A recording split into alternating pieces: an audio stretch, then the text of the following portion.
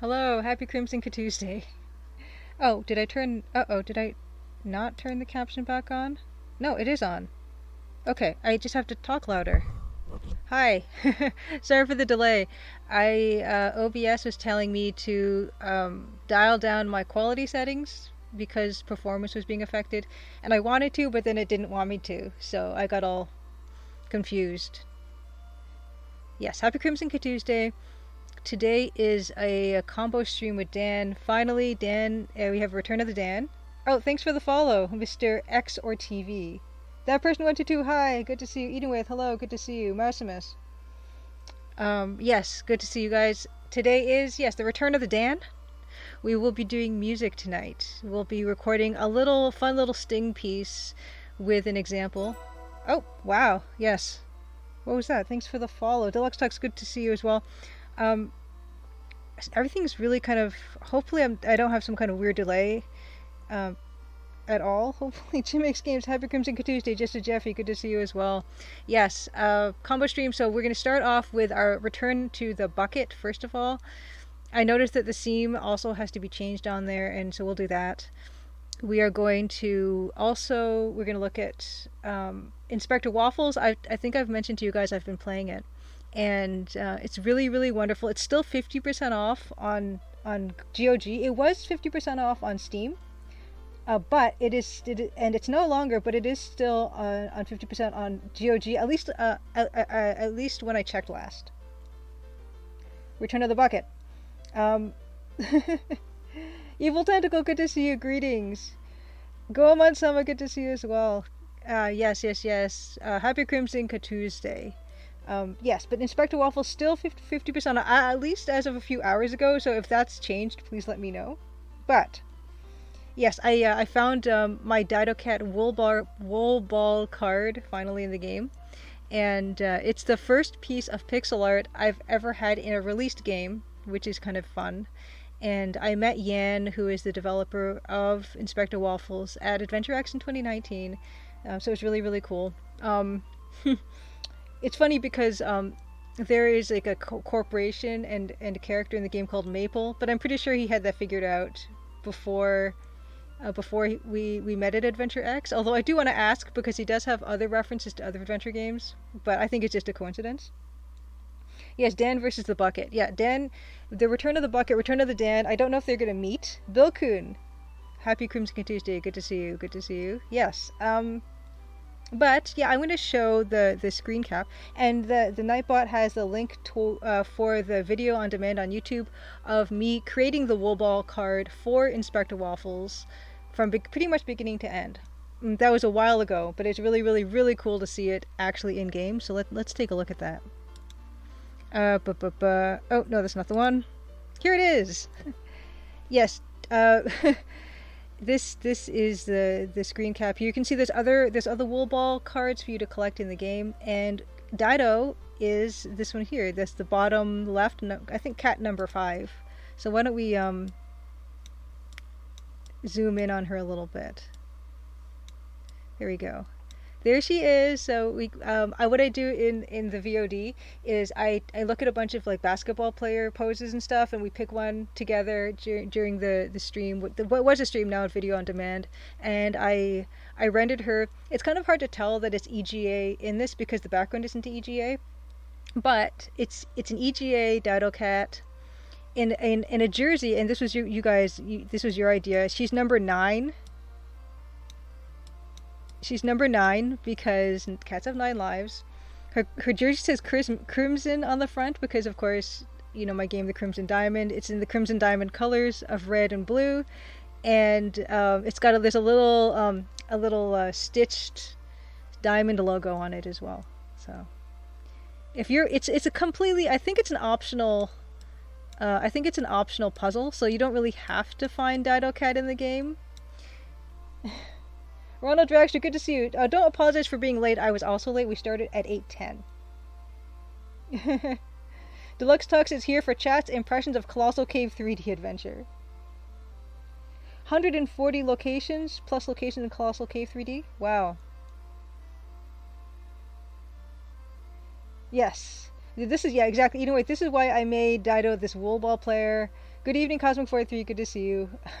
Yes, and I named Dido, the Dido Woolball player, Dido Maple Mata, um, in the game. So I just wanted to share that with you guys and just how excited I was to see my art in a released game. Of course, I've also have more art in Space Warlord Oregon Trading Simulator, and much more of it than in this. Of course, I just did the one little card for Inspector Waffles, but yeah, Space Warlord Oregon Trading Simulator, of course. I did the alien portraits and the Oregon inventory items, but I did want to share that, and I just wanted to also go through some waffles. Inspector Waffles. I made a little slideshow just to show some of the rest of it. Super cute. Of course, I love the pixel art.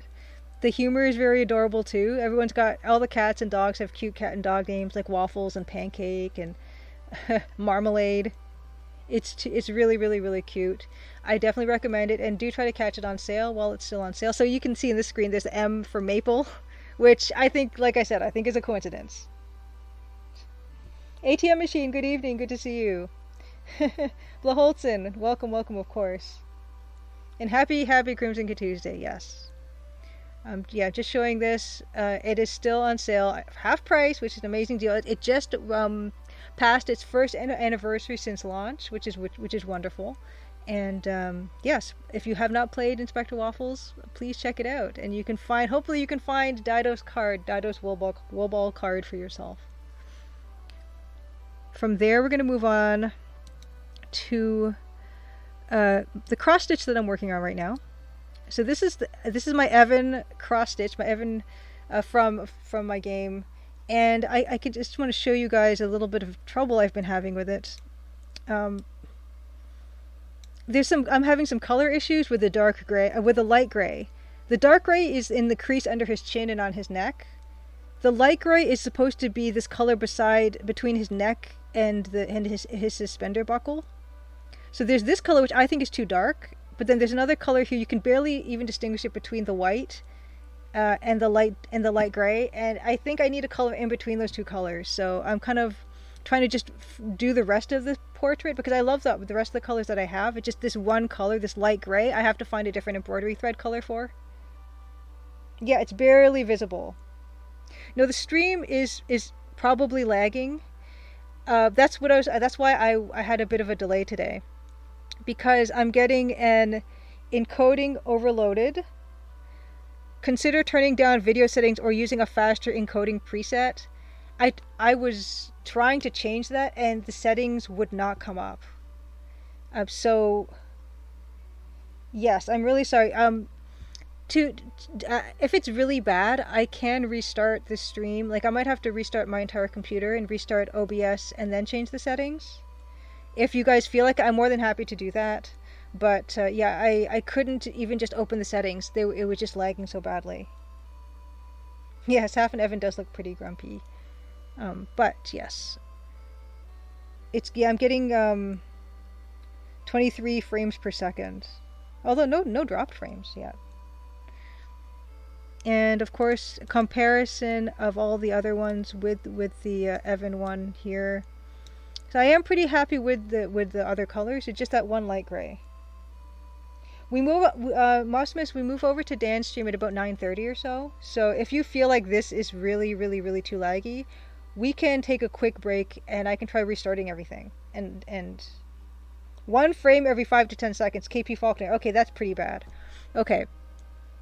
So what I'm going to do is, it's definitely not been a smooth start for the night, but I think I'll have to restart, unfortunately, and then sort of dial back some of the video settings if it's just that bad. Okay, sure, we're going to do that. Please sit tight. Don't go anywhere. We're going to come back and I'll get right into actually, I got to run the trailer, all the rest of the stuff. We still have a few things to do, but yeah, I'm going to stop it for now and come back real soon, okay? Not really watchable? Okay, that's fine. We're going to totally try to fix this. But the audio is great. Wonderful. At least something's working. Okay, so please sit tight. I'm going to stop the stream, or I'm going to come back as soon as possible. All right.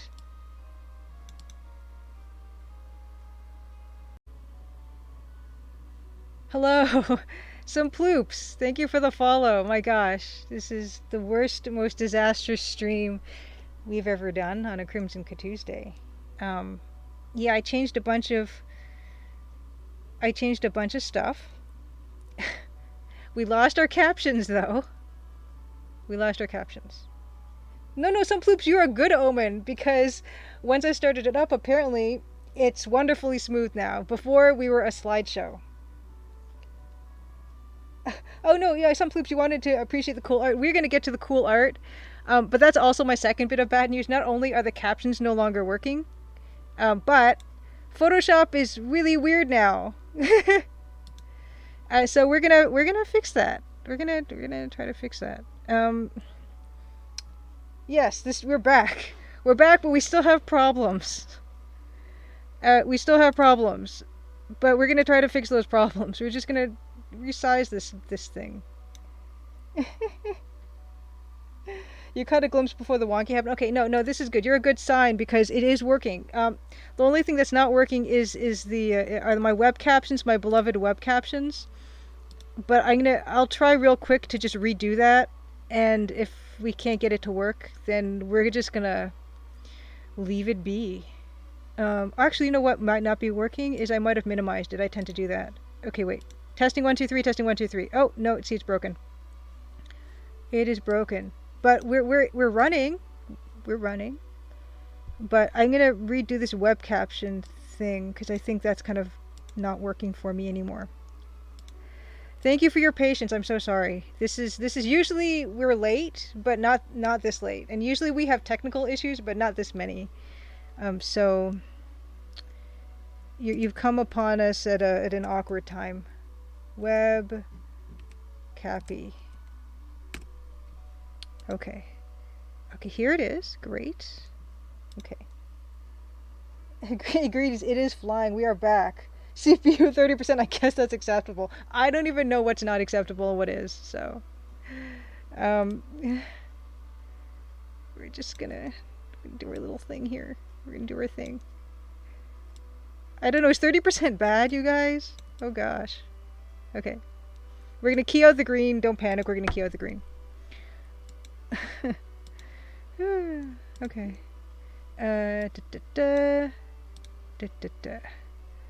Oh my gosh. It's funny because I do have display issues with other things. Oh, thank you. Some ploops. Thanks for the subscription. My gosh, the most disastrous stream of all time. Right now, all my display windows and fonts and everything are kind of weird. And I've noticed that even in my system, and I don't know what the problem is with that. But anyway, here we go. We're gonna slowly piece this all together again. Oh, it's not even the font I like anymore. We're slowly putting ourselves back together. No, some bloops, like I said. So we had Cosmic Void 3, the most disastrous stream so far. Amberson, good to see you. Did you just come for the part where we made it work? But it's working, kind of. I want to change it back to the font that I like. How come it's not the font I like anymore? How come it looks that weird? Give me a second. We're gonna play with the font just a little bit, and then we're gonna get onto the art. We're gonna get to our beautiful metal bucket, and then we're gonna bring on Dan, who is back. Roboto Slab, it's the one I like. Give me the. Is the keying out being too aggressive? Is that the problem? That very well might be the problem. Let's adjust the chroma key together. Disaster. Oh, there we go. Okay, that's better. Okay, good. So I'm going to copy this. We're going to paste this on all the other views. Here it is. We're not even going to try to resize them all nice. We're just going to just use it the way it is. It's smooth, actually. The caption's a lot smoother now, so there's that. Woo! Oh, you love having the cursed glitchy vibe. No, don't be apologetic. No, this is totally fine. Totally fine. I'm going to introduce myself. I'm Julia. I'm streaming right now. I'm also game dev. We're working on the Crimson Diamond, me and Dan. I'm not going to run the trailer because we're already really super behind. And Dan will be around at about 9:30. So we're going to get into... Oh, you know what? I have to start up Photoshop. So we're gonna play the trailer while my Photoshop starts. That's what we're going to do. And then we're going to get onto our beautiful metal bucket for a little while, and we'll make do. All right, I'm going to show the trailer for my game. It's a graphic adventure text parser with EGA graphics, with a Roland MT32 soundtrack. It looks like the old stuff from the late 80s, early 90s. Hopefully, it's not going to play like it. It's going to be a bit friendlier to everybody. It's not going to have any dead ends or soft locks or things like that. There are a few adorable deaths that you have to work for, but I'm not going to punish the player for experimenting and exploring and talking to people. Because that's the fun part of these games. Okay, we're going to play the trailer while my Photoshop starts up. Here we go.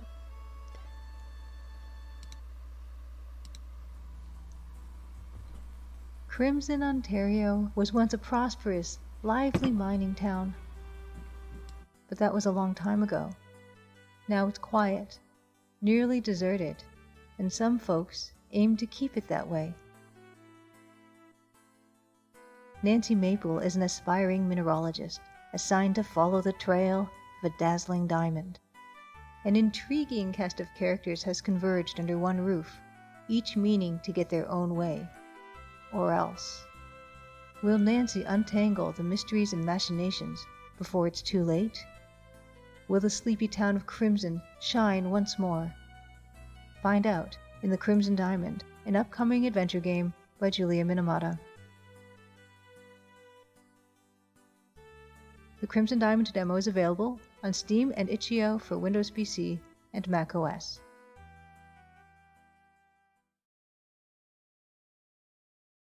Okay, great. We are back, and I'm going to keep it on this view while I open up all my files again, because I had everything organized really perfectly, but then I had to restart, and nothing is where it should be and where I want it to be. So give me 1 second. I'm going to open up all my metal bucket references. I'm going to open up all the fun stuff. I'm going to open up the animation, if I can find it. Where's my animated bucket? Oh, no, I did have it. Okay. Okay, I think that's everything I want. Okay. Oh, and the color palette. The color palette. It's you shouldn't be seeing Photoshop yet, but you will be seeing it soon. Okay.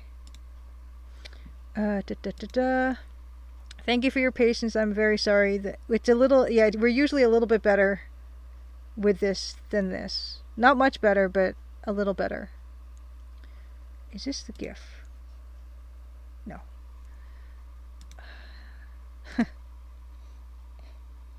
In some clues, I'm glad you love the glitch curse. There's always a little bit of it. So never fear. Just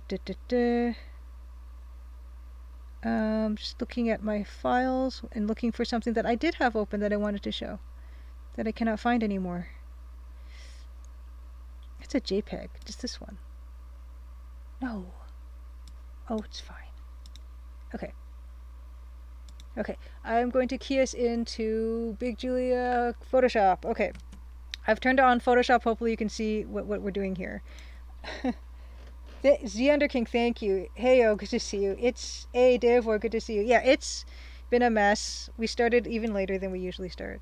But I wanted to show a few things. I wanted to actually let's show the high res version of this, because this is something that I've done before, but I wanted to show something really quick because I do sometimes do EGA demakes. So this is one that I really did like. This is Kentucky Route Zero, and I saw it on Twitter for some reason today, so I decided I'm going to show it today because I guess that's topical. Slat Studio, good to see you. But yeah, so this is the color palette that I use, the EGA color palette, beautiful 16 colors, and this is Kentucky Route Zero, which is it's not EGA, but I made it into EGA a while back, but I did want to show how fun that is to do. This is it kind of downsampled, and here's my finished version. And these are a lot of fun to do. I haven't done one of these in a really long time, but I enjoyed that quite a lot. Whew. But yeah, and I did have a wonderful kind of animated GIF of this, but no longer. Yeah, Blahalton. Yeah, I did this ages ago, but Kentucky Route Zero was on Twitter today, and I just figured, hey, why don't I just show this again? There's something that I haven't done one of these in a while, though. I love it in EGA. Although I've never played this game, I hear all kinds of good things about it. But yes, that's that. So let's close that up. And let's get into our bucket. As I mentioned before, this piece is part of the introductory sequence of the game. This one is the version we have in the game currently, which is very, very crude, but it is an animation. And we're going to eventually get to animating this, but not today. And this is what that sequence looks like. Metal bucket close up with a fish caught that gets put into the bucket. Yeah, I love the contrast of these colors very much. And I love having to try to achieve different material effects with them, which is what this is all about. So here's our bucket as it stands now. And we started working a bit on the interior the other week.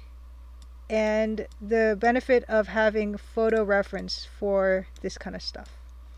I didn't perfectly follow the photo reference, as you can see. I did want my handle to be longer. I think I like a bucket with a handle more. It's kind of more of a cartoon bucket. It just reads better, I think, even though practically speaking, most buckets do have shorter handles. But what I did notice when we started to look, oh Photoshop.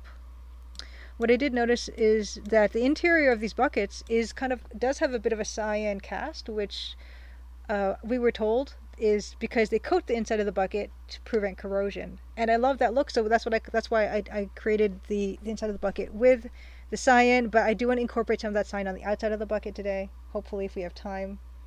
I'm really fond of this bucket right now, but I do find like this seam here, it should really fall in line with the shadows in the bucket. I noticed that when I was glancing at it the other day. So we're going to quickly work into this area a bit.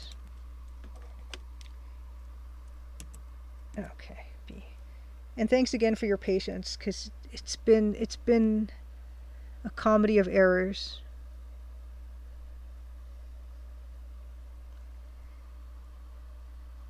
It's just about the worst start we've ever had. And why is that not working? Okay, it is, but it's... Oh, where's that? Oh, the seam. Oh, the seam is up here. Okay. Yeah, the cyan on the outside is going to be probably something kind of subtle. And there's going to be cyan, I think, and also that green. We talked about having that reflected light on the bucket, but not too much of it, because we want to place it in this scene. I'm not sure how we're going to do that. I'm going to have to use this bucket. This has been my lighting and for the most part form reference. So we're going to go from there. But before we do that, I did notice. Oh, some bloops. Thank you for gifting the sub. Thank you so much. I really appreciate it. For this disaster. But like you said, you like the cursedness of it. So I'm going to... Maybe we need more technical difficulties. You're teaching me the wrong lessons here. Oh, no, it's not quite working, is it? Something like that. Although I need to just change this whole seam. Well, Bill Coon, holy smokes, that bucket is gorgeous. Never imagined I would say that someday. Oh, some ploops. I'm glad you're amazed with the bucket and the limitations in the bucket's effectiveness. I really appreciate that. That's what I love so much about pixel art. Honestly, is just working within these limitations. It's really it's liberating for me. A Ferrari quality bucket. Yeah, we need this, but I mean, I know you guys said the other day that I should have more emoji slots or something. I have not looked into that because I've been, Oh, I forgot to do developer update. Yes, I am back. I had the last couple days of working on the Crimson Diamond. I'm back working on chapter 5, which is really exciting. And the first thing, of course. Oh, just a Jeffy, thanks for the Prime resub. Thank you. There's a bucket emoji. Yeah, there is a bucket emoji. It's a plastic bucket, but it's still quite nice. I can't remember what I was saying now. But thank you again, Just a Jeffy. But yeah, I wanted to fix this seam because it was kind of bothering me. It's now better in line. Yes, Davor.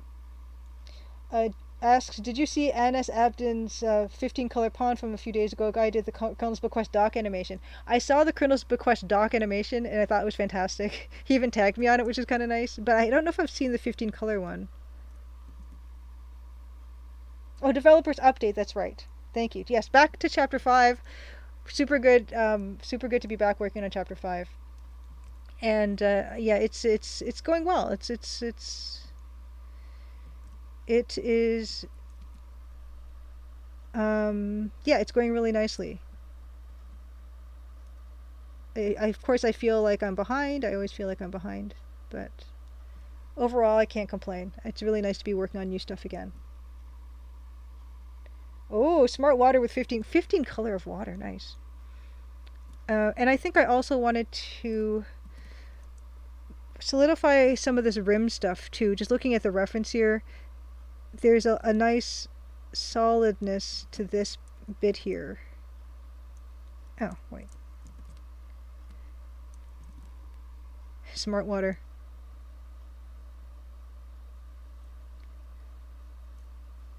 Usually I don't really work from reference, but if it's for something this close up, that's this detailed, even especially, yeah, I wouldn't say even, I'd say especially at this low resolution and especially the limited color palette, you'll really, for me anyway, I really benefit from from looking at what a reference could show me and teach me of what I'm looking at, because it's going to help it look real with the limited tools we have at our disposal. Oh, Ronald Drask, I'm glad you say the Crimson Diamond stream is always great. I try. I try. Um, but yeah, I don't know what's going on with the performance hit I've been taking on OBS. I don't know if OBS has updated itself, or if Photoshop has updated itself to be more challenging. I don't know what's going on, but as as long as the quality is decent enough for people to see, and yeah, I mean at this with pixel art, it doesn't really matter. Hopefully, too much, you know. That's what I'm hoping. Stream Streaming is hard work. Streaming is work. I usually will take some time to prep during a Tuesday. I'll prep by deciding what links I'm going to have on, what timed links I'm going to have on, that type of a thing. But it's not bad, and it's definitely worth the effort because I get to hang out with you guys. It's really nice. Breath of the Wild is delayed a couple months, but that project has more than 2 people working on it. Yeah, it happens.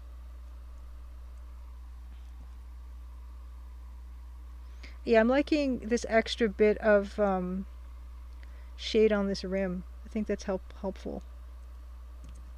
Because right now the rim is kind of blending in too much with the inside of the bucket. We need to change that. So I'm going to do a bit more of that. And there's some darker bits in this area too that I think I want to emphasize.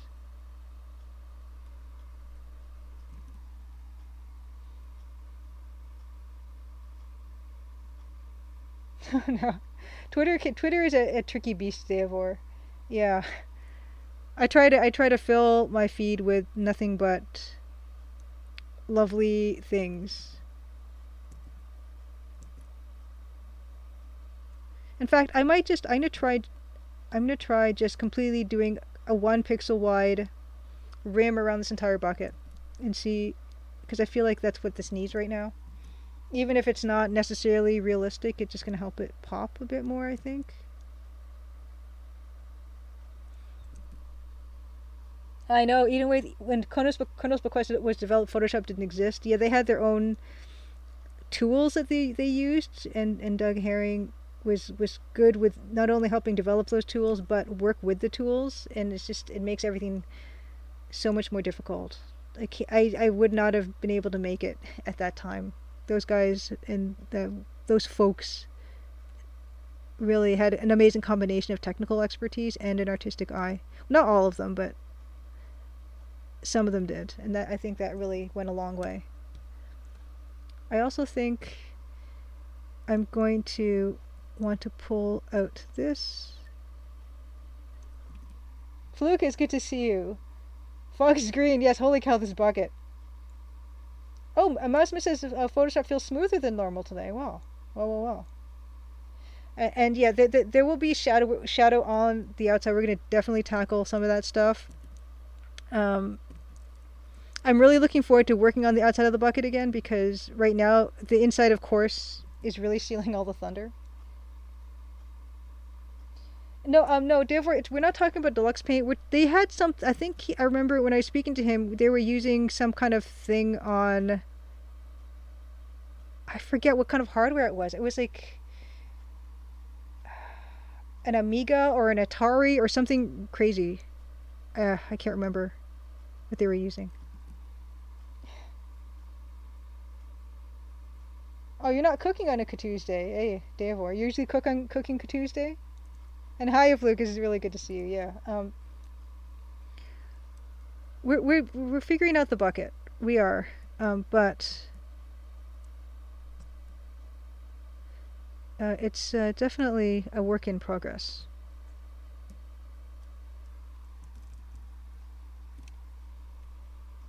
Yeah, I think that rim is helping for me.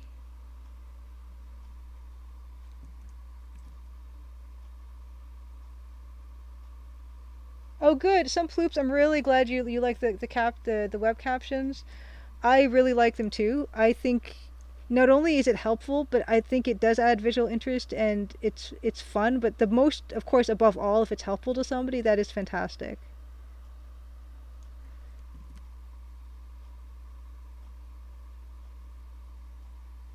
Yes. And let's see here. Oh,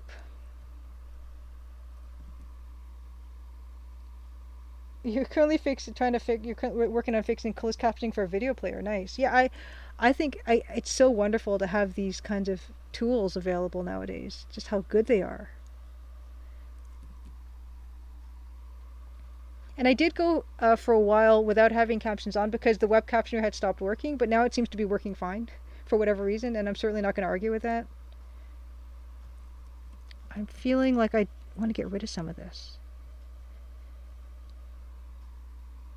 Yeah, it's not really serving this. Even though I'm looking at the reference and I can see that's what's happening, I just feel like it's not what I want. Yes, accessibility for the win, absolutely. Hmm. And working on this bit, I think. Just gonna come in here. Sometimes having too many spare like pixels, like crenellation pixels, like alternating one color and the other, can give a weird texture. So I'm gonna try to be wary of that. Metal wouldn't have it so much.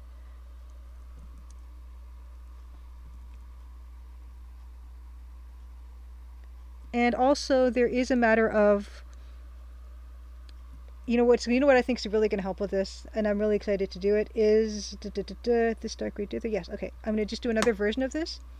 What I think is really going to pump this up to the next level is continuing this highlight here in the parts that have the gray dither. And I kind of forgot to do that before. But that's kind of what's happening to the bucket there, so I feel like this is really going to help too. To give that idea. Yes. Yeah. Yeah, it's just this illusion of a continuation of something happening, which is what we're looking for here. And actually, I need to continue that in here as well. So it is really nice actually to be working on a close-up shot because we haven't really done a close-up shot in any of the art streams for the demo stuff. It's all been pretty far out stuff, and there's not really been an opportunity to show what we can do with a close-up in this style and in the resolution. Deluxe Tech says Steam reviews better be devoting at least 2 paragraphs to the bucket. uh, I really enjoy um, being able to work with yeah, either close up or far away. Just playing with that scale is so much fun, and I'm really glad we're having this opportunity to work on a piece that is close up. And there'll be more opportunities as well, because there are going to be there's more close up shots that are going to be there are in the intro currently that we're going to need to get through to. So yeah, don't worry, if you like seeing the close up work like this, then there will be more of it.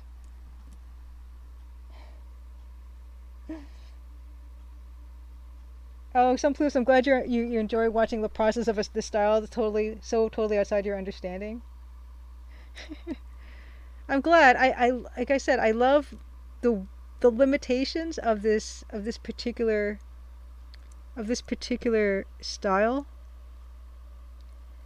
and you just kind of trying to do your best with it, you know. Um, yeah, I'm not really feeling a lot of this gray dither that I had at the top of this. Um, so I'm gonna kind of get rid of it because it's not helping me to define that form, really, to have these lines in here.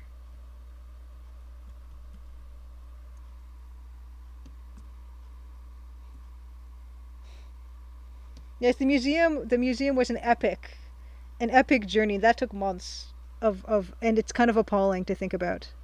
I did a actually, you know, can I show it? Um, art. Did I have something called museum or ROM? It was called ROM, wasn't it? Quartz ROM, yes. Let's why don't we take a look at that very scene, which was this thing. Um this piece was the one, and the trees are not even fully resolved yet on this, but this was the most complicated shot. Yes, because this had a lot of architectural detail. We worked from a photo reference. Also, the color that we were working with, I wanted it to be, you know, a certain time of day, and it kind of is a bit of a struggle to get to achieve that in this particular palette. I'm glad you guys like it. Yeah, this one took forever because this is something that required a lot of very accurate rendering of perspective, which I don't do a lot actually in my work. I tend to avoid perspective completely. And if you play the Crimson Diamond demo, which is available on itch.io and on Steam, the perspective in that game is very fakey. It's very and also like I did a stream or I did a video on demand that kind of looked through some of the old Sierra adventure game backgrounds and kind of showed that the perspective is kind of wonky on them too. So I'm kind of in a way following that visual tradition of just fake perspective, but I just kind of just do it by eye. I don't use perspective grids or anything like that, which is probably a mistake, but um, I don't know. I kind of don't mind the fakey perspective, the artificial way it doesn't quite match up to what it should be. Yes, perspective is a pain in the bum. Oh, yeah. Deluxe Tech, you said we had a different version of the sky. Yeah, it's probably in here somewhere. I have a bunch of different color versions of this thing. Thank you guys. Thank you guys. Thank you guys. Yeah, we started this one really early on. It took forever. Wes Anderson framing Xander King. It's just a very traditional, you know, type of a shot for this type of thing. I think. I wasn't thinking particularly of Wes Anderson when I was doing this, but anyway, let's close that down. We have we have our bucket to go back to here.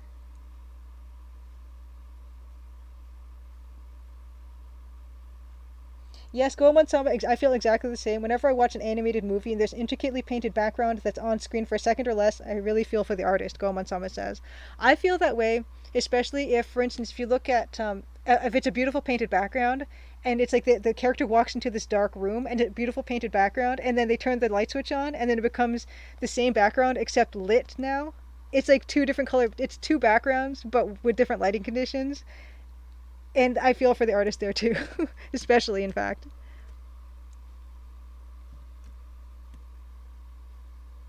And some Ploop says obsessed with how colors create form and also set the time of day so well.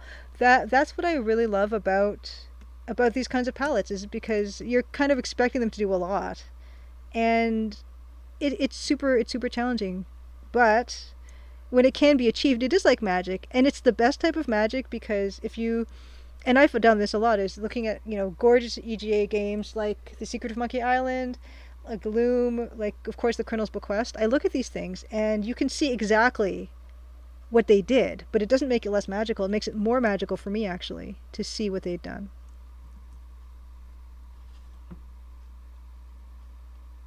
Hmm. Museum employees played by Owen Wilson, Bill Murray, and Angelica Houston.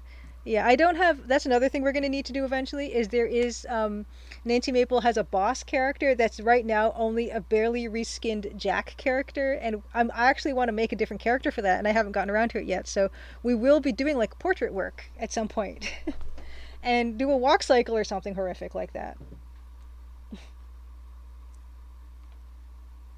Oh, and Blahotz, I'm glad you appreciate that the nighttime scenes. Um, they are also they're also I really like the nighttime scenes, and that's something I wanted to do. That there's a day and night in the Crimson Diamond, so you get to see the exterior of the house, and to some extent like the interior because the interior has windows, and so sometimes there'll be moonlight shining through the windows, and it will affect some of the stuff that's happening near the windows. On like beds, like the moonlight's cast on beds or on couches and things like that. But it's more obvious for nighttime outside the lodge, so you get to see the two different versions of what the wilderness looks like and what the buildings outside look like. And I really loved Quest for Glory games, how they had different day and night conditions, especially the first two, because those ones were in EGA and they didn't just slap like an alpha channel on top of something to make it look day and night. They actually had to kind of recolor the backgrounds, which I loved so much, and I wanted to have that in my game. And so, yes, the Crimson Diamond does have day and night cycles, and you can enjoy the different versions of the screens.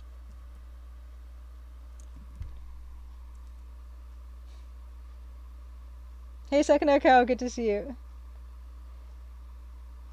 Yeah, EGA, I love Z Under King. Yeah, I love EGA for nighttime. It's stunning, and I love. There's kind of two different ways to do it. There is like the LucasArts School of Thought, which uses a lot of the deep blues, like the deep blue, like these two colors, like in the grass that we're definitely going to fix eventually. They use those two colors, and then in Sierra, you think of Quest for Glory 2 and like the desert at night. It's a lot of cyan, and I love that as well because it almost makes it the monotone, and it's almost like a value study of like structure and form and everything. But the nighttime scenes in the Crimson Diamond do still have a little bit of color to them, which I wanted to keep because I do love having that impression of still seeing a bit of color, but it is muted because of what moonlight will do to a scene. In fact, there's something else that's kind of fun to show, which a lot of you guys have kind of seen already, which is where is it? Not this. Yeah, this piece. So this piece is a bunch of different studies of using the EGA color palette to simulate different times of day. And so we have this would be kind of like a bright daylight type of a scene here where we have a lot of different colors happening, a lot of contrast and all that. Then we have something that's kind of more overcast. Oh, Lucas, I'm glad you're liking how the bucket's looking. Hmm. Hey, Deluxe Tux, I love Nancy's button. Like I said, her black button eyes and her flappy mouth. The very crude version, but I will be redoing that, and I'm actually quite looking forward to it. And then this piece here, of course, this is kind of when the sun's starting to go down. Actually, yeah, there's some places maybe I could have gone back in with the blue dithering, but this would be kind of a dusk time. The different lighting conditions here, and then this is kind of a version of night. But I actually, in my version of night in the game, I did use some color, so I didn't actually go with this exact version. There's a bit of a modified version, and then this would be kind of a bluer version as well. So it's all a matter of just the combinations of the dithering giving those different times of day. And I could have probably done more of these, and they are a lot of fun to do. Oh, Dave, well, sure, I can send you this on Twitter for sure. And the thing is with this is I didn't even really change too much of what's going on in terms of the lighting. Like these look like they have the exact same lighting condition, so it's not like the shadows are any different, which they could be. They could be, but I didn't go that far into it. But I think it's fun to kind of look at, especially in these shadow areas. So on the left side of this building, the shadow that's being cast is got a blue cast because in daytime, a lot of times shadow, if it's a bright day, there will be a bit of a blue cast in that shadow. And you can see how the lighting condition does change as the lighting gets less bright. And here it almost gets more muted because the contrast is when the light is weaker, the contrast is also weaker, and so we're getting a more subdued look here. And then of course here when there's like less light, then we do a solid black, or not solid black and some gray and stuff.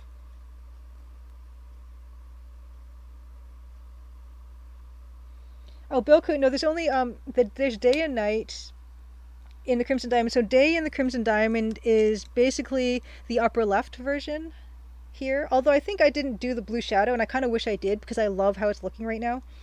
And then there is a nighttime version. Like there's nighttime in chapter 2, and it's kind of the bottom left, but with more color mixed in. And actually, I wonder if I have any of that to show. And of course, I was looking at a lot of Colonel's Bequest and stuff. But I should have something in here that would show what the day and night look like in this game. I'm not seeing anything off this. No. I can't find anything just off the top of my head here. Halloween? No. No. Nope. But anyway, I'll pull it at some point and show you guys what the differences are versus day and night. Of course, some rooms don't have windows at all, so you don't see it, but anyway. Looking at a lot of looking at a lot of Colonel's Bequest screenshots. So of course, this was something I was looking at too. This amazing masterclass. This is of course Douglas Herring, who did the Colonel's Bequest. You can see he's got these beautiful long blue shadows that cross this path. The shadow of these branches being cast onto the barn is gorgeous. We're not seeing those branches, but they're being implied by the shadow being cast.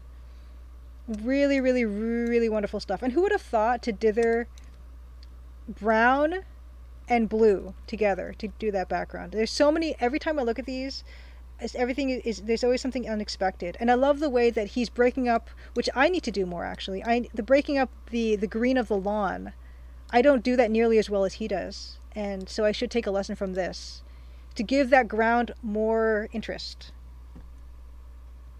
Yes, yes. Oh no! What have I said? Green of the lawn. Okay, wait. Let me check the caption. Time.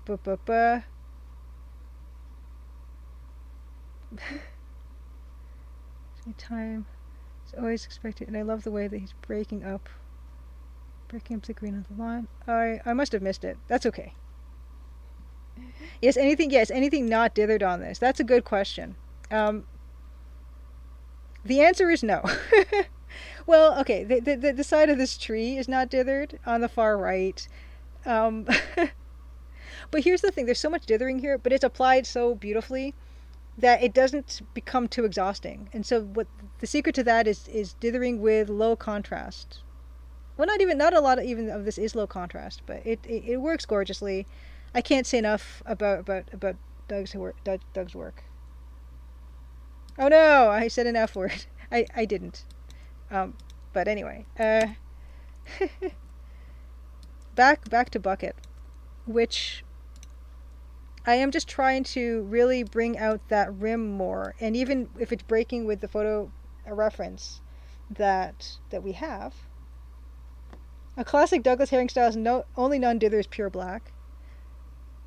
I didn't even notice that. Yeah, I think I'm trying to pull out the detail of this rim more, and I think the problem is is even if it is showing as being gray here, I do want to get rid of a lot of this, I think, because it's not defining what's going on as well as I'd like it to. Although I might put it on the inside of that rim, but I don't think it should be on the rim of the rim because visually it doesn't really work for me. So let's get rid of that.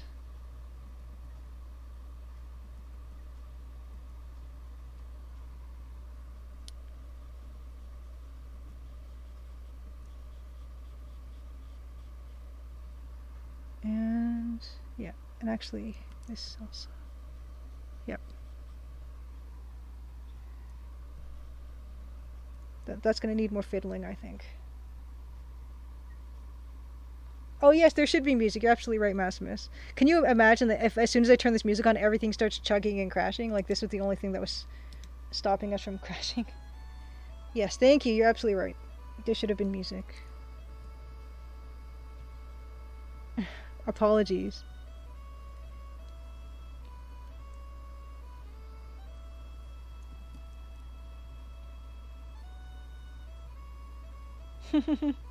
Dave says, every time someone donates to a free game I have an itch, I feel unstoppable. Yeah, sometimes people donate to the demo on itch, and it's wonderful. I think just people are such wonderful. Uh, People are such wonderful people. People can be so wonderful sometimes, and being so supportive. It does feel amazing. So I encourage anyone who does use itch.io to look at demos and things, or even games that are free. It's wonderful if you can to support the dev with donation. Yeah, Xander King says, I've been trying to figure out the appropriate amount of dither for various scenes. I know it's just something that takes time to get a handle on, but it's definitely interesting to see it go all the way. Oh, I really admire the amazing amounts of dithering that happen in the Colonel's Bequest. And it's part of the reason why it's one of my favorites. My favorite games. It is stunning. It is absolutely stunning.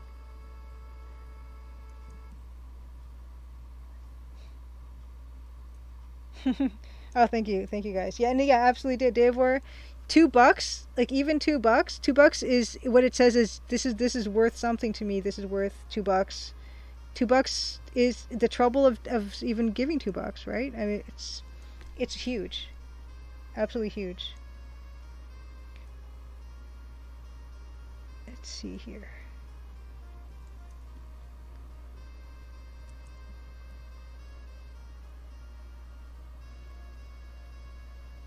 And I've Patreon as well, and my admiration is just I'm just amazed on a daily basis that people are supporting me on Patreon on a monthly basis. Even though I only really offer one perk, which is a greeting card of the $5 tier. That's the only thing I have. Although I keep telling you guys, I mean to revamp those tiers, but I've been working on the game more than that. One of these days I will revamp my tiers, but I just have not gotten around to it.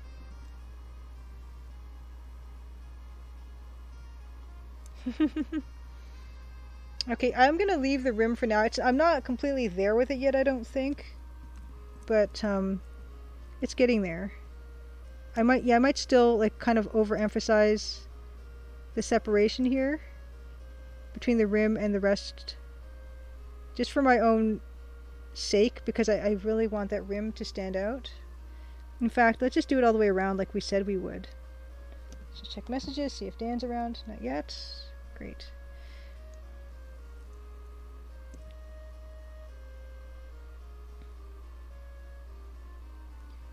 But yeah, I could work on this bucket for quite some time, I think. That person went to too. I'm glad you really like the dithering on the bucket. I love dithering. But I do want to get a little. I want to touch a little bit on, if we have time. The rim is not completely working for me yet, but I do want to work a little bit on the outside because it is kind of throwing me off. And for that, I am almost wondering if the outside I'm trying to decide whether I want the dark gray on the outside to be the dark cyan as a dither. And there's only one way to find out, and it's to try it. So we're going to try it. But first I need to make a layer mask. And then I am going to... Oops.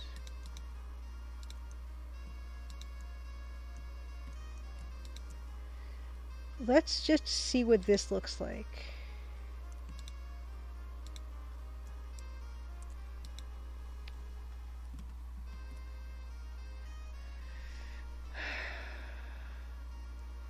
I don't know how I feel about that.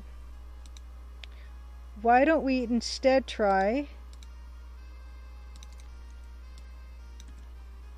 I'm going to try the dark gray dither just... Oops. The dark gray dither just to be... the blue. I would like to see what that looks like.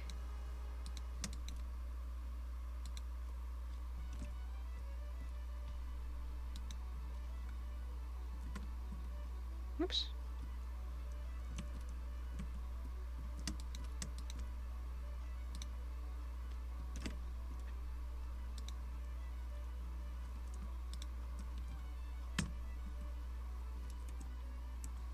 That I don't mind.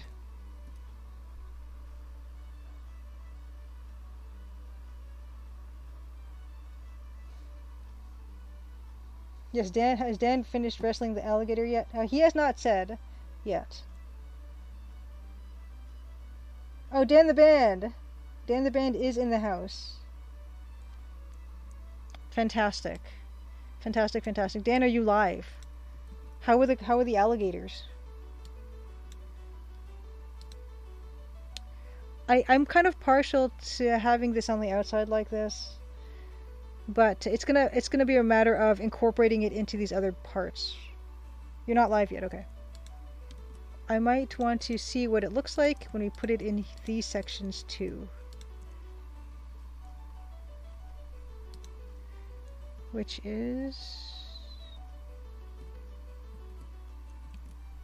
Now that isn't bad at all, as a start. Oh no, Dan has to make sure to get the MT32 working.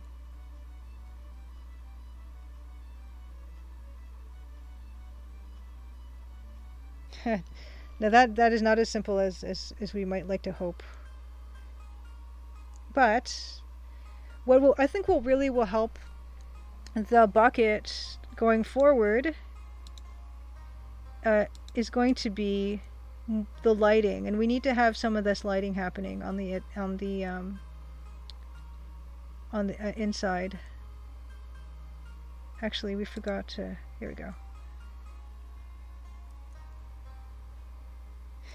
Yeah, we have not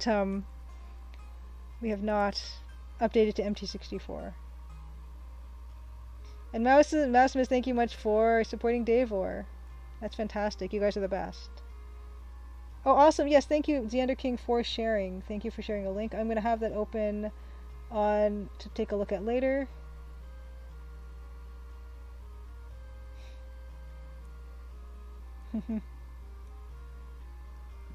But I do think there's something here, and I think what will be nice is I can use the dark gray solid to be the dark part here now, which I think could work. Although I might eventually have to dither this gray here,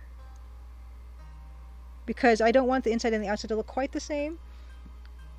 I'm actually curious what that's going to look like, so why don't we actually explore some of that.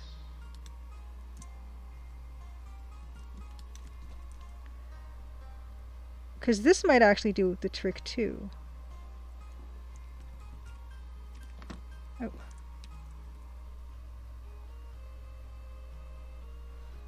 And I might even save this as a selection so I don't have to do this again. Okay. Okay. Oop, 1 pixel. Okay.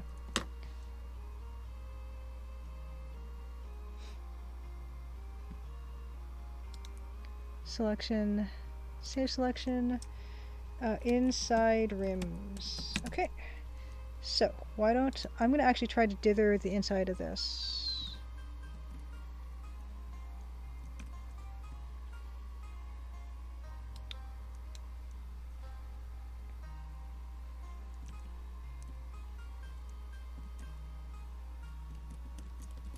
That actually might work because it is more it might work because it is more subtle, especially because I'm going to do on the outside something else. So I'm kind of wondering.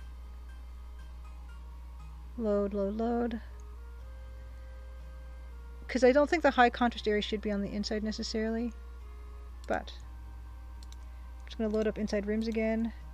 Make a copy of this so that I have two versions. And get rid of it. So we have two versions now.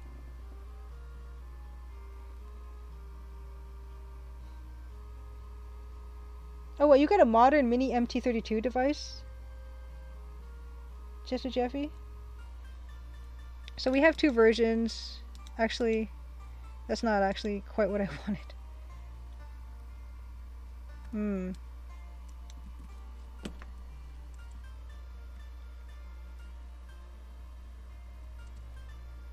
Just to compare it.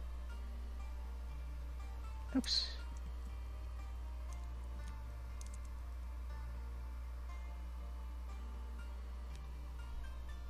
Hard to say. Dither on the sides and no dither in the middle.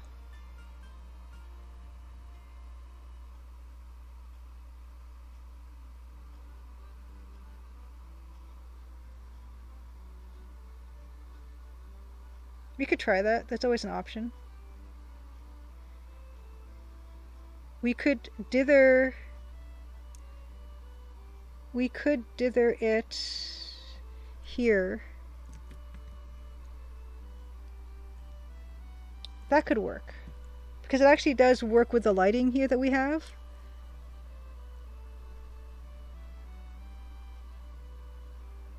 Yeah. I think that might be the ticket. And also we can add some stray little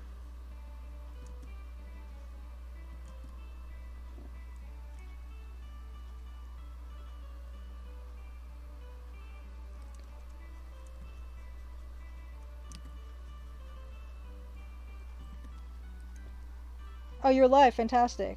Okay, cool. So that might be the way we go with that bucket. That's really, I think really that's like the best of both worlds really, because it does give that sense of the lighting that we have. Just enough contrast. I agree. I think that's what we're going to go with. Okay, fantastic. Dan is live. We are going to head over to Dan's.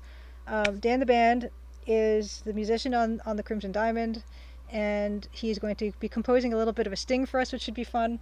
And I'm going to have us raid. We could have a raid message if we want. Why don't we say Return of the Dan Raiders. Okay, raid messages Return of the Dan Raiders. Okay, and if you have like any of the Nancy emojis, just throw them in. But I'm pleased with how the inside of the bucket looks. It's getting pretty well resolved right now, and so hopefully next week in an art stream we'll be able to kind of work more on the outside and figure out exactly what we're going to do with it. Return of the Dan Raiders. I'm going to raid Dan, and I'm just going to check what his handle is again, because he did change it. Dan the band. Okay, so we are going to raid Dan the band. And I will see you guys over there. I should save this. Give me a second. Before anything else happens, let's save this in Google Drive. Save. Yes. Overwrite our past buckets. And let's go to Control Tab. Okay. Wonderful, wonderful, wonderful. Raiding Dan the band. I will meet you guys over there shortly. Thank you guys so much for coming to stream. Thank you for being so patient with all the wonderful technical difficulties we had this week. And yeah, I'll join you shortly. I'm going to hand it over to Dan, and then we're going to get started on a little musical sting, a fun little musical sting for the night. And if you haven't seen Dan work with the MT32, it's a real treat. All right, snack time. Yes, it's going to be my snack time. I'm actually probably when we connect to Dan's channel and I'm on and stuff, I'm probably gonna just use the washroom real quick and then let Dan, talk about whatever Dan wants to talk about, and then I'll come back and we'll get started. All right, cool. I will see you guys over there shortly, and I gotta get the Zoom going with Dan and all that. Yeah, we're gonna be there. Okay, I'll see you guys real soon. All right.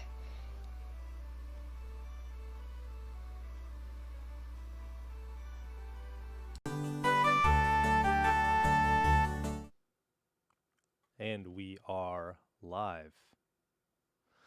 Hello, folks. Welcome back to this section of the stream, which hasn't really been on for a couple weeks now. Apologize for my disappearance, but I still exist. I'm still around.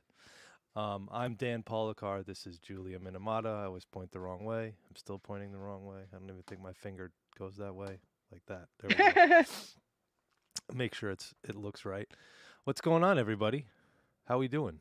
It's good to be back. I wanted to be back last week, but I just couldn't. I was not able to get it in the schedule. Julia's volume is much higher than mine. Okay, hold on. Ooh. Let me fix that. Ooh. Well, once we get this straightened out, I'm gonna use the washroom real Hopefully quick. this is louder now. Is that better? How's this? I was gone so long. Julia would never have. Oh, that RC Cola. Yeah, that's right. Yeah. Better? Okay, good.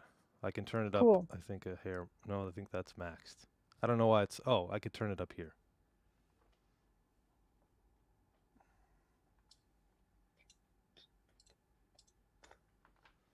How's that better?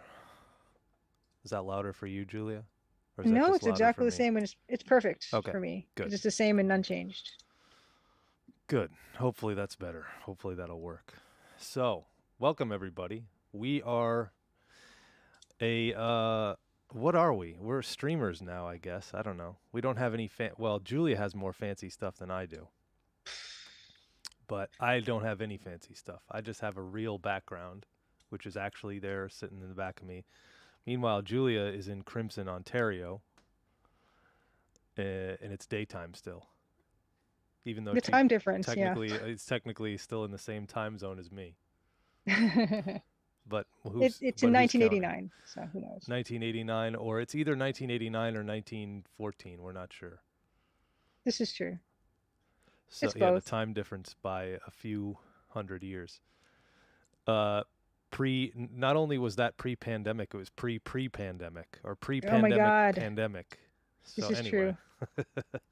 but speaking of the pandemic, that's why I haven't been around as much, because it's actually the world is starting to open up again, and I'm starting to do events and perform and travel and do all these different things. So I actually was traveling a couple of the weeks. I don't know if I've seen you guys since I was in Tampa. I was in Tampa, Florida briefly. And then I was in Saudi Arabia. And then I was supposed to be in Colombia, but unfortunately that got canceled. So I was back, or postponed, I should say. Mm. I'm back here. And then I have, coming up, looks like I'll be back in Jamaica to do some rehearsals. And then I'll be doing a quick U.S. tour, like not many dates, but Whoa. four or five shows, something like that, in a week, and that'll be cool. Yeah, exactly. No, Mm. I haven't thrown any any TVs out of hotel windows. Yeah, Saudi Arabia was nice. It's actually a really nice place. Um, it's definitely different than probably what most of us are used to as normal cultural things, because it's one of the guys that one of our drivers described it as a difficult way of life, but the place is nice. The place itself is very nice. It's just very I'm trying to say this the best way I can. It's very much religious, under a religious rule, and it's a kingdom, so it's technically a monarchy. Uh, and it's so that, kind of old school, put it that way. Yeah, there's no alcohol actually. There's no alcohol in the whole country. Well, let me not say that. There's not supposed to be any alcohol in that country. I did not consume, nor will I ever consume any alcohol while I'm there because it is not a good idea. It's just here's what I always say. The best idea to follow when you're in another country is the laws of that country. Just because you're a citizen of one country doesn't mean those laws apply in the country that you're visiting. So you should always, always be on your best behavior in another country. Anyway, And look that stuff up, by the way. Like look up before you go somewhere. Like find out travel advisories and like some of that stuff. There's stuff that I did not know about whatsoever that I'm really glad I read up about. Because for instance, in some place like Trinidad or maybe other Caribbean countries, you're not supposed to wear camouflage. yes, that's Which I that's correct. Trinidad, you cannot wear camouflage. Yeah, so that's not something I would have expected really at Yeah. all. But yeah, so you be careful. Yep. Definitely do some research before you go somewhere. I'm gonna go to the washroom. I'll be right back. Okay. I'll Okay, jump to Dan only for a little bit. cool, cool. And the trains are incredibly on time. Yes. So like the USA only, not Christian. Not exactly, but yeah. Anyway, it's different, and I would say the best thing to do is to try to keep an open mind while you're visiting these places, and just absorb the culture as opposed to like judging it. So that's what I try to do when I travel, and I think it served me pretty well. Kind of, I mean, I travel with almost all Jamaicans, and if you knew my upbringing, I wasn't Jamaican. I wasn't even raised around any people that were Jamaican, but I'm pretty blessed to be around those people now. So I think just keeping an open mind and being able to absorb the cultures as opposed to like, having ideas about what the cultures are supposed to be or what they are or whatever. I worked with a guy who was a Marine, and he liked to tell a story about how he got kicked out of Russia for misbehaving on shore leave. Yeah, I mean, that definitely can happen. You don't want to. You try to not do that kind of thing. And for me, it's really important to make sure that my passport is good wherever I go. So, like, if you get a driving under the influence or driving while intoxicated, you're not supposed to be allowed to go to Canada without some kind of special permission, because they don't really want those people, kind of the people that get those things, to be able to travel into their countries. Obviously, any other kind of felonies and misdemeanors, certain things that are misdemeanors in one country might be felonies in another. So yeah, you don't want to have that stuff on your record. You really don't. So the best thing you can do, in my opinion, is just try to absorb the culture as best you can. Julia, did I see your back? I'm back. Okay. Let's go back to the split. Yep. There are so many wonderful cultures out there. I totally agree with that. And sometimes you don't even know, you know? Oh, thanks, Zunder King. Did I pronounce that correctly? Probably not, but I try. Z Underking. Zunder King. Yes. Welcome to Dan's channel. Bill Kuhn says I bought QFG 3 last week on eBay. Oh, nice. So what if you don't mind me asking, was it expensive, QFG 3? I feel like 3 is kind of one that kind of flies under the radar, whereas 4 is just like really expensive, and 1 is really expensive, and 2 is the only one that seems to stay affordable for whatever reason. Yeah, Quest for Glory 3 is a nice box. Ah, Grundislav. $80 not counting shipping. Yeah, that's not cheap, but that's not awful, believe it or not, considering what it is nowadays. What's up, Francisco? Yeah, does that shout out thing not work still? It doesn't work, right? Ooh, it came with the hint book for QFG 1VJ. Well, that's totally worth it. I agree, Dave Orr. I like 1 the best. My favorite My favorite Quest for Glory is definitely Quest for Glory 1. And yeah, the world would be a better place with big chunky pieces. I mean, there are some being made still. There are new boxes being manufactured all the time by companies like Romero Games. Hint, hint, nudge, nudge. You can still buy some of their stuff off their website. I think they might even have sigil boxes left. But they also did a Dangerous Dave box, which I don't know if I ever showed off. Did I show it off? Maybe I did. So, you're not streaming tomorrow, Francisco? So, anyway, for anybody who doesn't know Francisco, aka Grundislav, or Grundislav, aka Francisco, he is a fantastic game developer of point and click adventure games. He's currently working on a game called Rosewater. His previous game that he well, not just released, but his previously or most currently released game that you can buy is called Lamplight City, which is an excellent game, excellent soundtrack, just really all around well done. So if you don't have that, if you haven't played it, go get it, play it. I don't know, is the Rosewater demo back up on Steam? I know it was at one point, and then it is off, and then it is on, and I don't know. But he's working on that Rosewater game, which looks awesome. If you haven't seen it, follow him on Twitch because he's going to be streaming a lot of the artwork and some of the development. I think normally it would be tomorrow, but there's no Wild West Wednesday this week. Not currently. Okay, yeah, that makes sense. And I'm glad Francisco is here because I have an Adventure Game Studio question for him that I was hoping Ooh. if he was going to pop on to my stream, I could have asked him. I actually even had a visual aid, but I'll just message him separately and ask him about it. No, we need it now. Come on, Julie. You can't set it all up and then not tell us. Okay, fine, we'll do it. Okay, so what it is, Francisco, is I was working on I was using Adventure Game Studio 3.3.5, and I tried to Whoops. upgrade my version to Adventure Game Studio 3.5, but the problem was, and it seemed fine, except there was one thing, and I just have to let me get the my visual aid, and I will share my screen in a sec. Oh, There was you want to only share? Why are one. you? You're disappeared. There you are. No, here, what? I kind Oh, of put us into the matrix there for a second, but I ah, fixed it. But I can put back well, if you share your screen, I'll put it on just you. can you enable screen sharing Oh gosh, for yes me, I can. please? For you, I suppose I can. Thank Security, share you. screen. There we go. Thank you. Okay. So here's Oh, the hold thing. on. There we go. Right. Okay.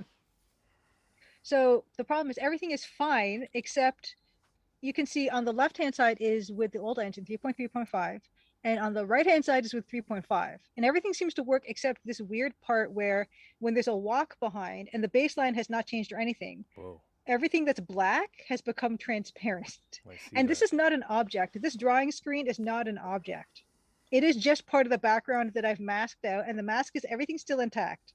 Mask is still there. The baseline is still exactly the same place. I haven't moved anything, and it's just transparent, and I don't know why.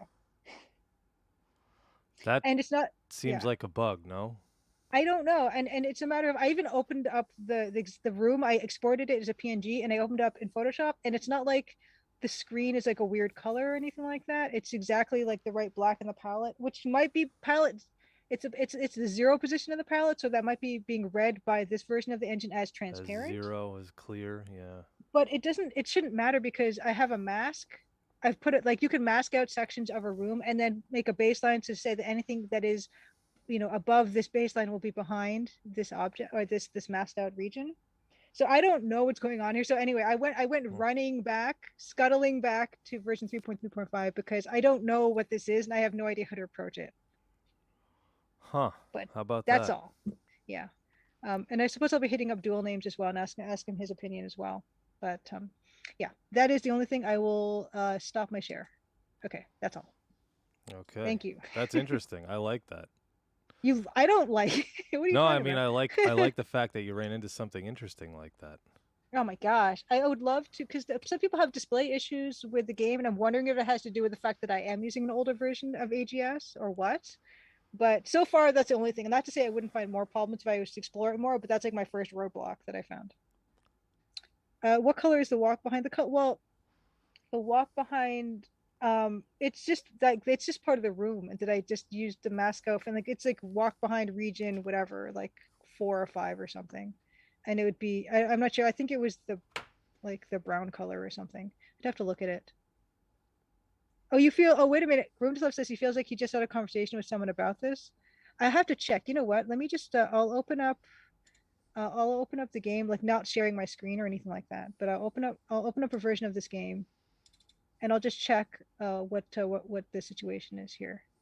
So I'm so glad that yeah, I did in fact get to ask you, Francisco. Okay, so that would be the boudoir. Okay, so the walk behind area.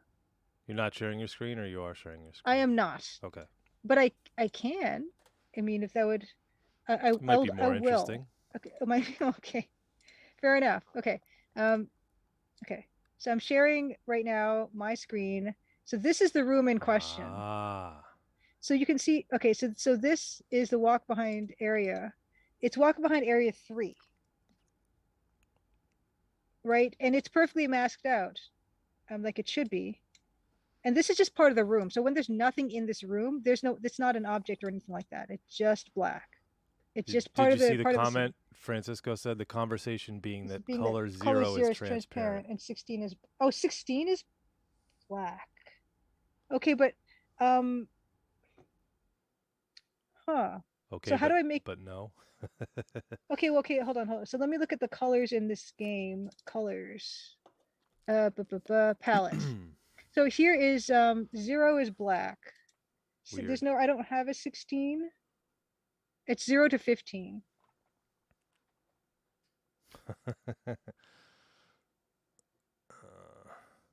So that's that. And but it's weird because it totally feels like I don't understand why this is happening because it should just honor the fact that is the it's a game in walk behind. is the game in 256 color Oh, mode? okay. Let's see. General settings. The game is in 32-bit true color mode. Oh, that's like 16.7 million colors, isn't it? Um,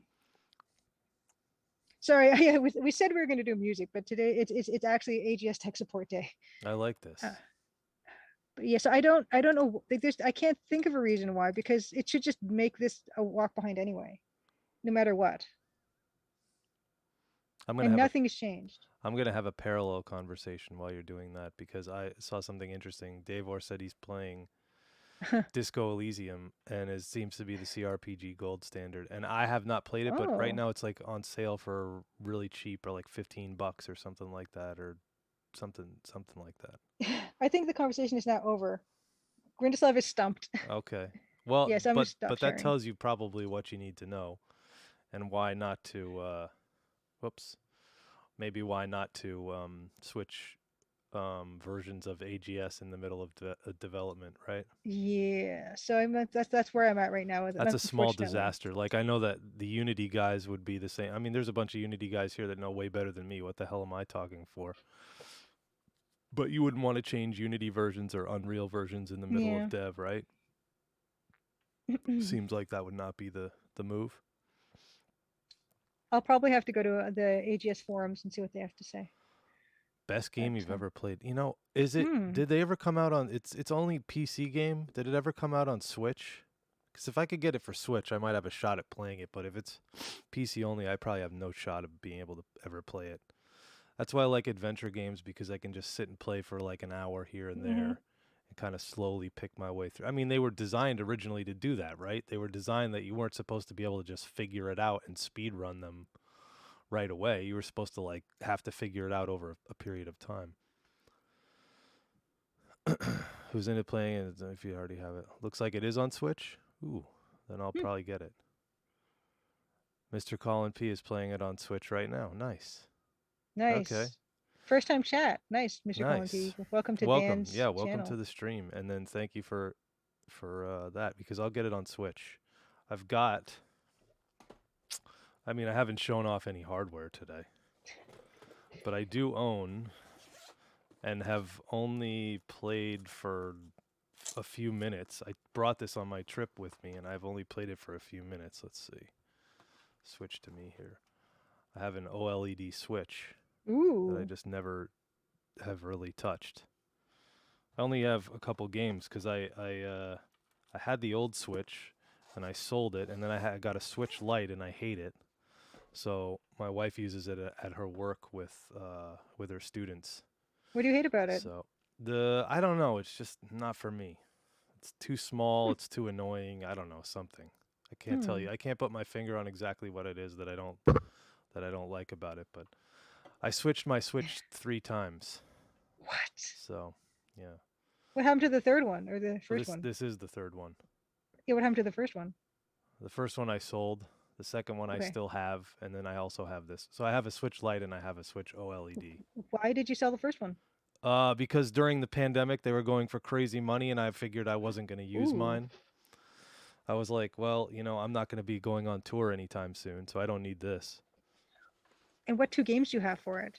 No, I have a few more than that. I think Oh. I have the Sonic Mania game, Skyrim, of course, the Tony Hawk Pro Skater game. Oh, I think I had them here the other day. XCOM collection, XCOM 2 collection, which is supposed to be really bad on Switch. I think it runs really poorly. Hmm. But I really like that game, so I switched the Switch. Twice. What can I say? I'm impatient. So, what the heck are we doing today, by the way? Oh, and why Right. is my Pro Tools has actually been running this whole time? I'm in bar 869, 870.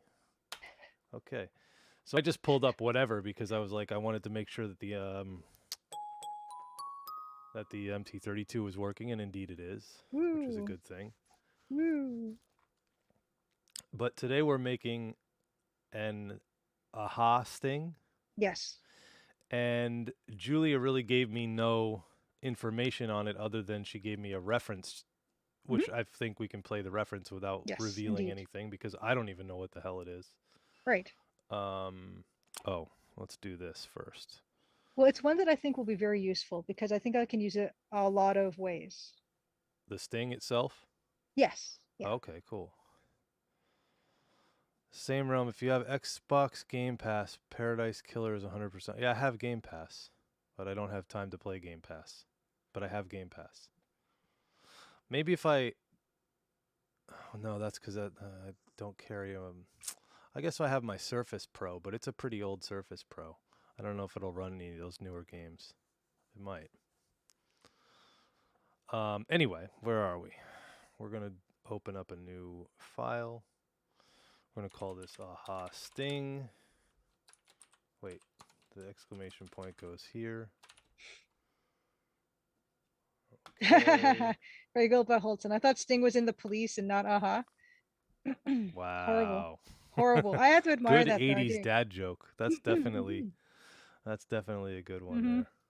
there. I don't need to save this, no. Yeah, we've offended Francisco already. So we can be happy about that. Speaking of which, Francisco, are there any dev meetups coming up in Brooklyn or in the city anytime soon? Is that going to be resumed at any point? Or have they been resumed and I've just been completely out of the loop? Because that's very possible. Or likely, I should say. Let's see. What the heck are we doing? Channel 2. So what we need is a police sting then. Oh, God. Is this Police Quest?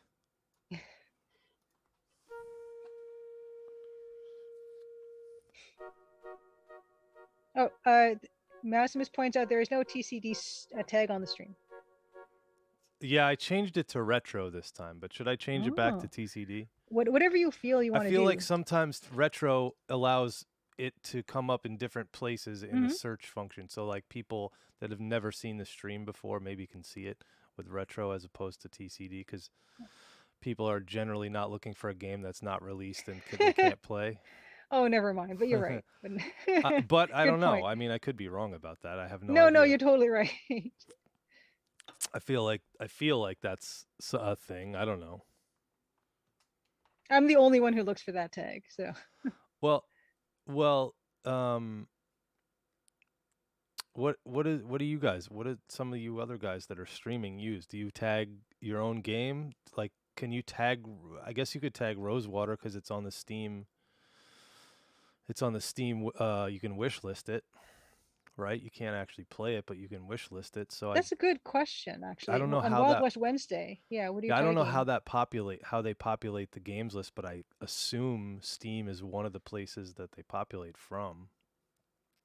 Probably because, well, mine just showed up one day and I don't know how that happened. Right. So, well, people were playing your game, Mm-hmm. so maybe a partnered you use Ah, software and development. Yeah. I mean, that makes sense because that's, what you're doing. You're this not is actually true. playing Rosewater. I don't think. But yeah, that's yeah, I mean, we could use software and development too, although I think music, and then you could use music too, but I feel like I don't know.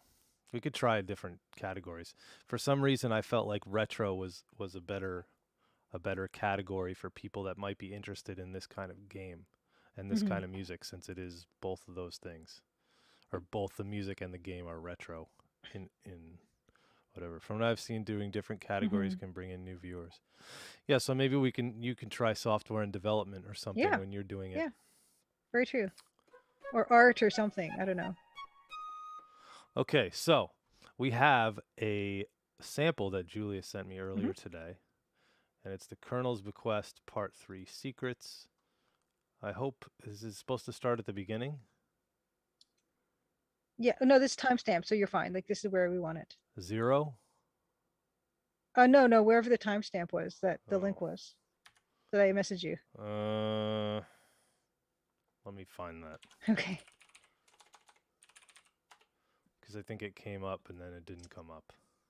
Uh-oh.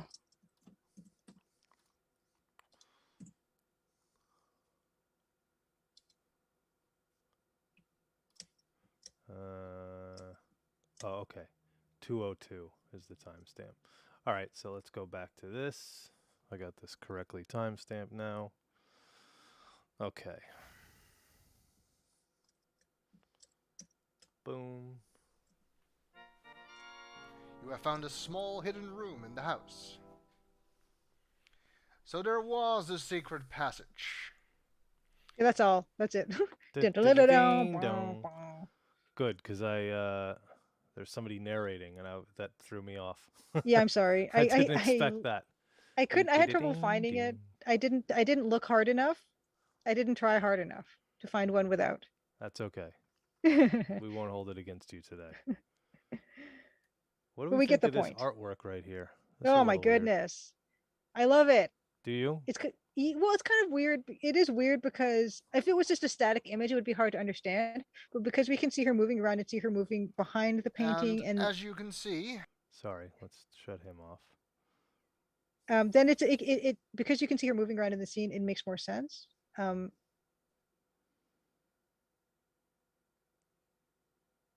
One Whoa, thing Dave that's says I can't interesting. figure out about this artwork is a semicircle on the far right. Yeah, that's a bit This? weird. Yeah. Yeah, what is that? Yeah, just I guess to show the presence of a wall, but not wanting to show any more detail, like not any of the furniture that's along that wall, Huh. potentially. It reminds me, this particular artwork reminds me a little bit more of like something like Maniac Mansion Hmm. for whatever reason. Maybe it's just the style of the room. So anyway, we got that. Yeah, just a stylized Ding cutaway. Yeah. dong. Okay, so Yeah. this thing should, in theory, not take us very long at all, Right. because that was about 5 seconds. Hmm. So what we could do is make 1 or 2 or 3 and make variations of them. I would love that. That'd be amazing. So one of the notes that I got from Julia was less organy or organsy. I said organzy, I Organsy. believe. Okay. Yeah, That's a word. Sure, that's a word. Yeah. But I don't know. I kind of like that there is impact with it. So do we need? We do need impact because it's an aha moment. So we definitely need impact. But maybe I like the organ. I don't know. Can we hear it again? Or did you close it? No, I got it up there still. 202.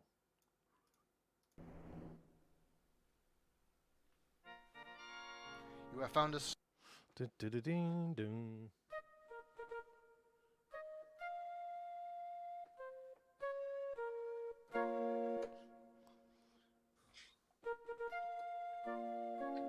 Something like that. It went from like minor to small major. hidden room in the house.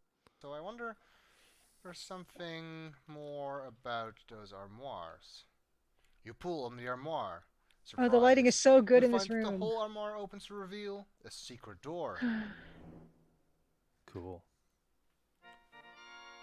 You have Yeah, I wish. Yeah, I wish I had found one. I wish I had tried harder and found done a a better small job. hidden room in the Because I like how it goes brah brah, So it and it actually kind goes of like trails off. major, minor, diminished, which is pretty interesting. It's kind of cool. It's kind of a cool way to approach that.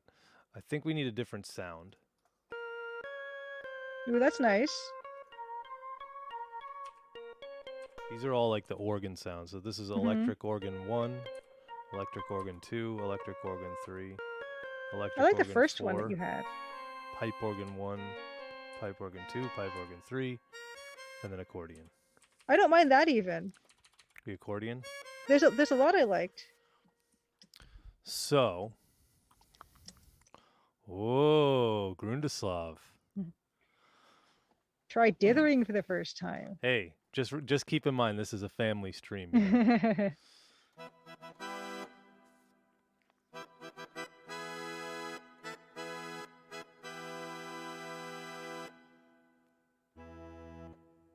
Ooh.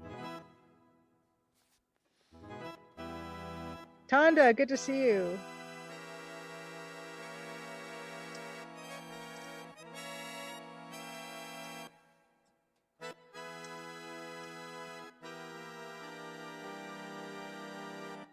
So what if we did something like that where it goes major, minor, diminished, or major, minor, half diminished, or something? I don't know, something different.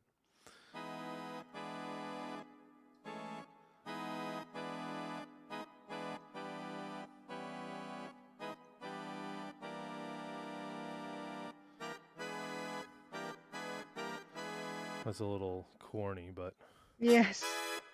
it sounds a little like circus music. I don't know. Tonda, what's up?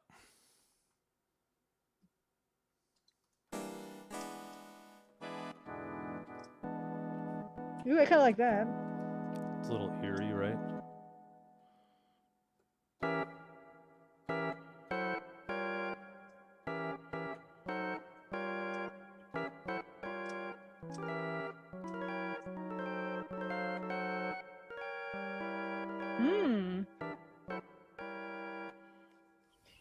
Kind of sounds soap opera in a kind of a good way.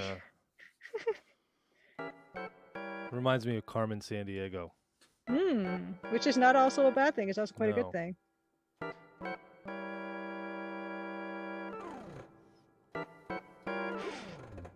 Okay, that's a bit much.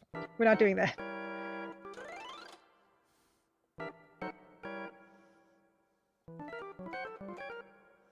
That's a little too video game. Yes. An NES video game.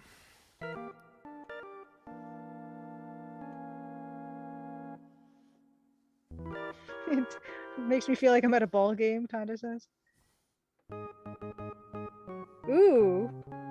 That's a fun one. Okay, no. Oh, copyright strike.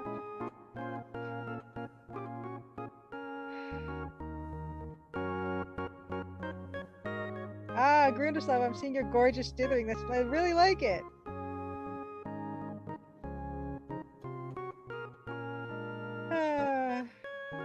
Muted. This whole thing will be muted.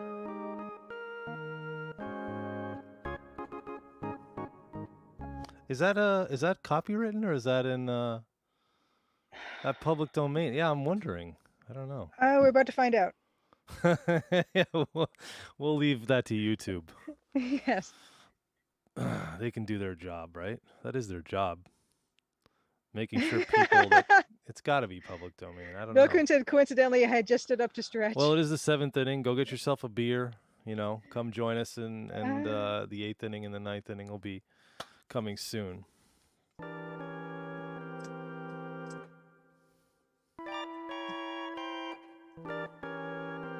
I kind of like something like that. Yeah.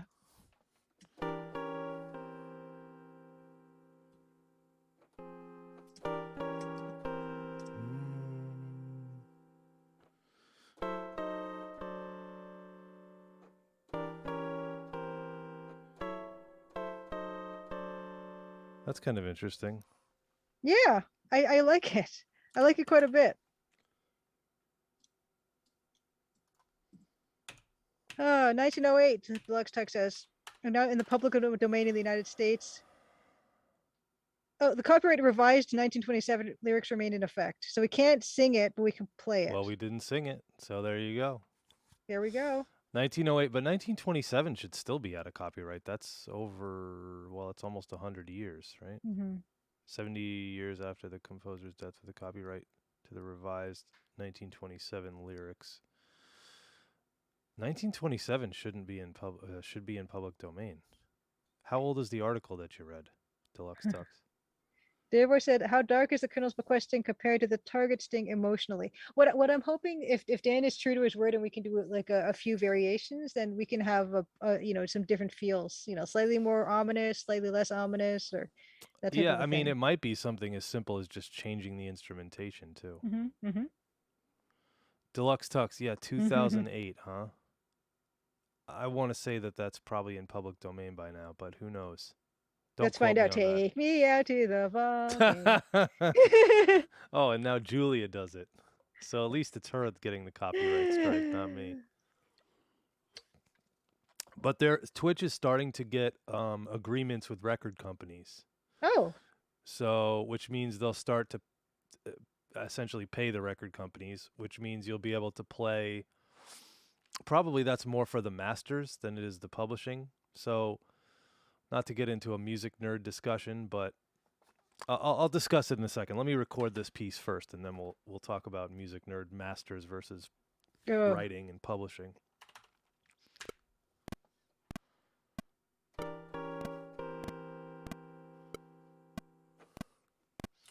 The heck is going on with my metronome? That's weird.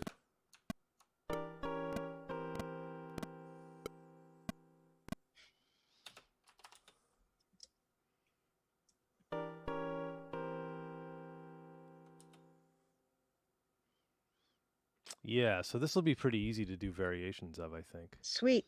That's fantastic. And I love them. not just a different instrument. I mean, that's one.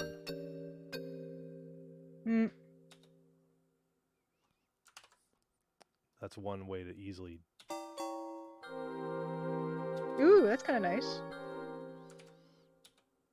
Yeah, like the soap opera feel is kind of cool. It kind of suits it in a way.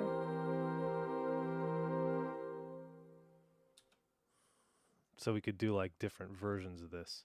Mm-hmm. So let's try that. So we have. I might do one in a different key. That might be cool. Let's put it on the click.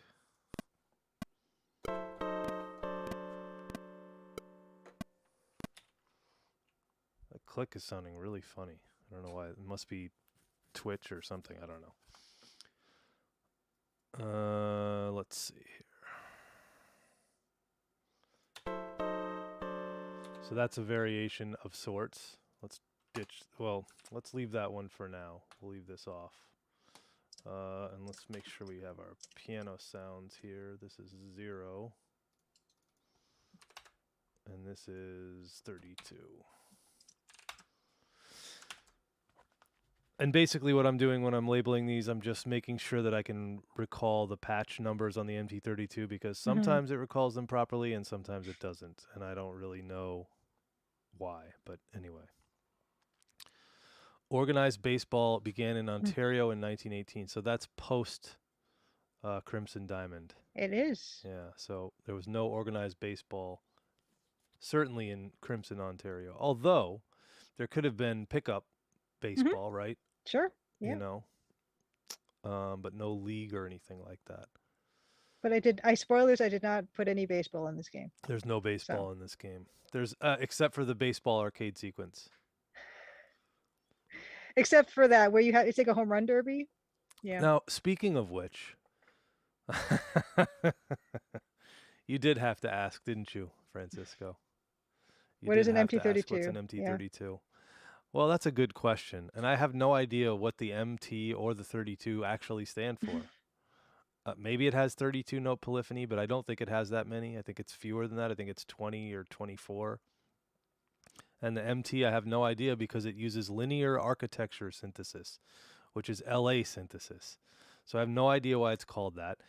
It's the baby version of a D50, which I don't know why the D50 is called the D50. It simply is called the D50. There's also a D20, which is a smaller brother of, younger brother or baby brother of the D50. If you want to see the D50 in use today, all you got to do is watch a Sean Paul concert on YouTube because I don't Cool. use a D50, but the other keyboard player does. Is MT multi-timbral? I'm not sure that's what it stands for, but it could be. But I mean, maybe. At least Dan forgot to talk about masters versus Oh yeah, recordings. masters versus publishing. Oh. So think of a master recording as the version that you hear that you know. Like, okay, this version of To Make You Feel My Love by Adele is a master recording that Adele made. But the song itself is actually a Bob Dylan song. So Bob Dylan would own the publishing rights to that song and therefore get all the money that's due to the publishing rights or the publisher. Well, not him, but whoever his publisher is. And I think he sold all of his catalog recently. But he would be entitled to all the publishing share of that money, which is generated by when that master plays, or any master or any published version of that music takes place. So like if you have sheet music, Bob Dylan would be paid off the sales, be paid royalties off the sales of the sheet music, would be paid royalties off of basically any way that composition can be exploited. Okay, let's see. Multi-timbral, so it is. Blaholtzen is correct. The MT32 and compatible modules use a parallel 16-bit DAC at a sampling rate of 3200 hertz. Could be. 3200 hertz is also a bizarre sampling rate. 32 kilohertz. It's bizarre because most of audio works in like, it's either 22 kilohertz, which is not really common anymore. Then 44.1 kilohertz, that's a very common bit rate. 48 kilohertz, 96 kilohertz, but 32 is bizarre. LA32 synthesizer chip. Okay, interesting. There are 32s all over here. Mm. With 32 partials available overall, polyphony depends on the tonal complexity of the music, and 8 to 32 notes can be played simultaneously. Interesting. So I guess it depends on the patch. Computer nerds love their powers of two. Well, this is who knows, because this is Roland is a Japanese company, so who knows if there was a different name that they used in development when they were building this thing. But I think there's certain modules that are similar to this because they also made the MT100, which is very similar. It's basically has the MT32 inside of it, but it's got like playback and there's a disk drive and all kinds of stuff. But I don't know what the hell the MT100 stands for. So I don't know. It's all 2, 4, and 8, and 16. Yeah, exactly. Listen, you guys are getting way over my head. My abilities are quite limited. Quite limited to music. But the upside to that is I have been doing a lot of music lately. I've been working on a lot of songs. I just recently, it's not announced or anything, but I just sent a couple of songs to an artist named Jerry Robinson, which is pretty cool. So I sent him a couple of tracks, and he recorded on one of the tracks already. Not released or anything like that, not announced, but hopefully that will make it onto his album. Otherwise, it'll just live in limbo forever. That could also happen, but hopefully it'll make it onto his album. Mr. Colin P. The MPT stands for Melodytron. Yeah, I don't know what the hell it stands for. I guess multi-timbral. I don't know. Send prime computing when. Yeah, right. Okay, so let's see if we can do a couple of variations of this. A couple more Awesome. variations.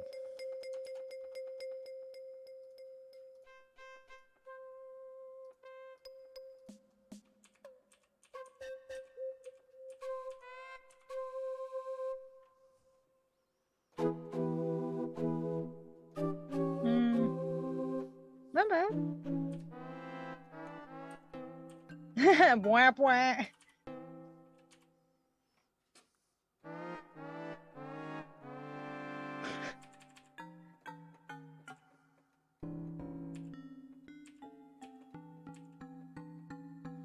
There's some good stuff in there.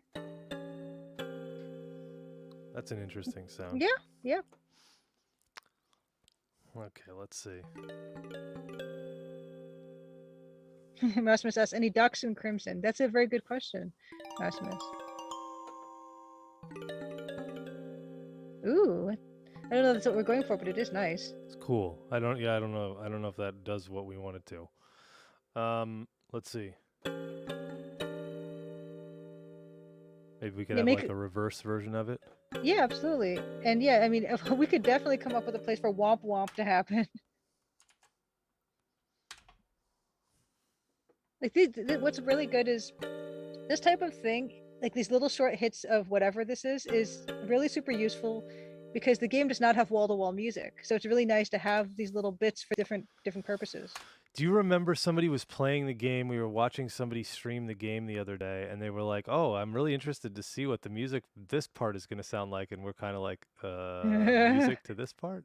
Whoops! Oh, There's going to be music to this part." Uh-oh.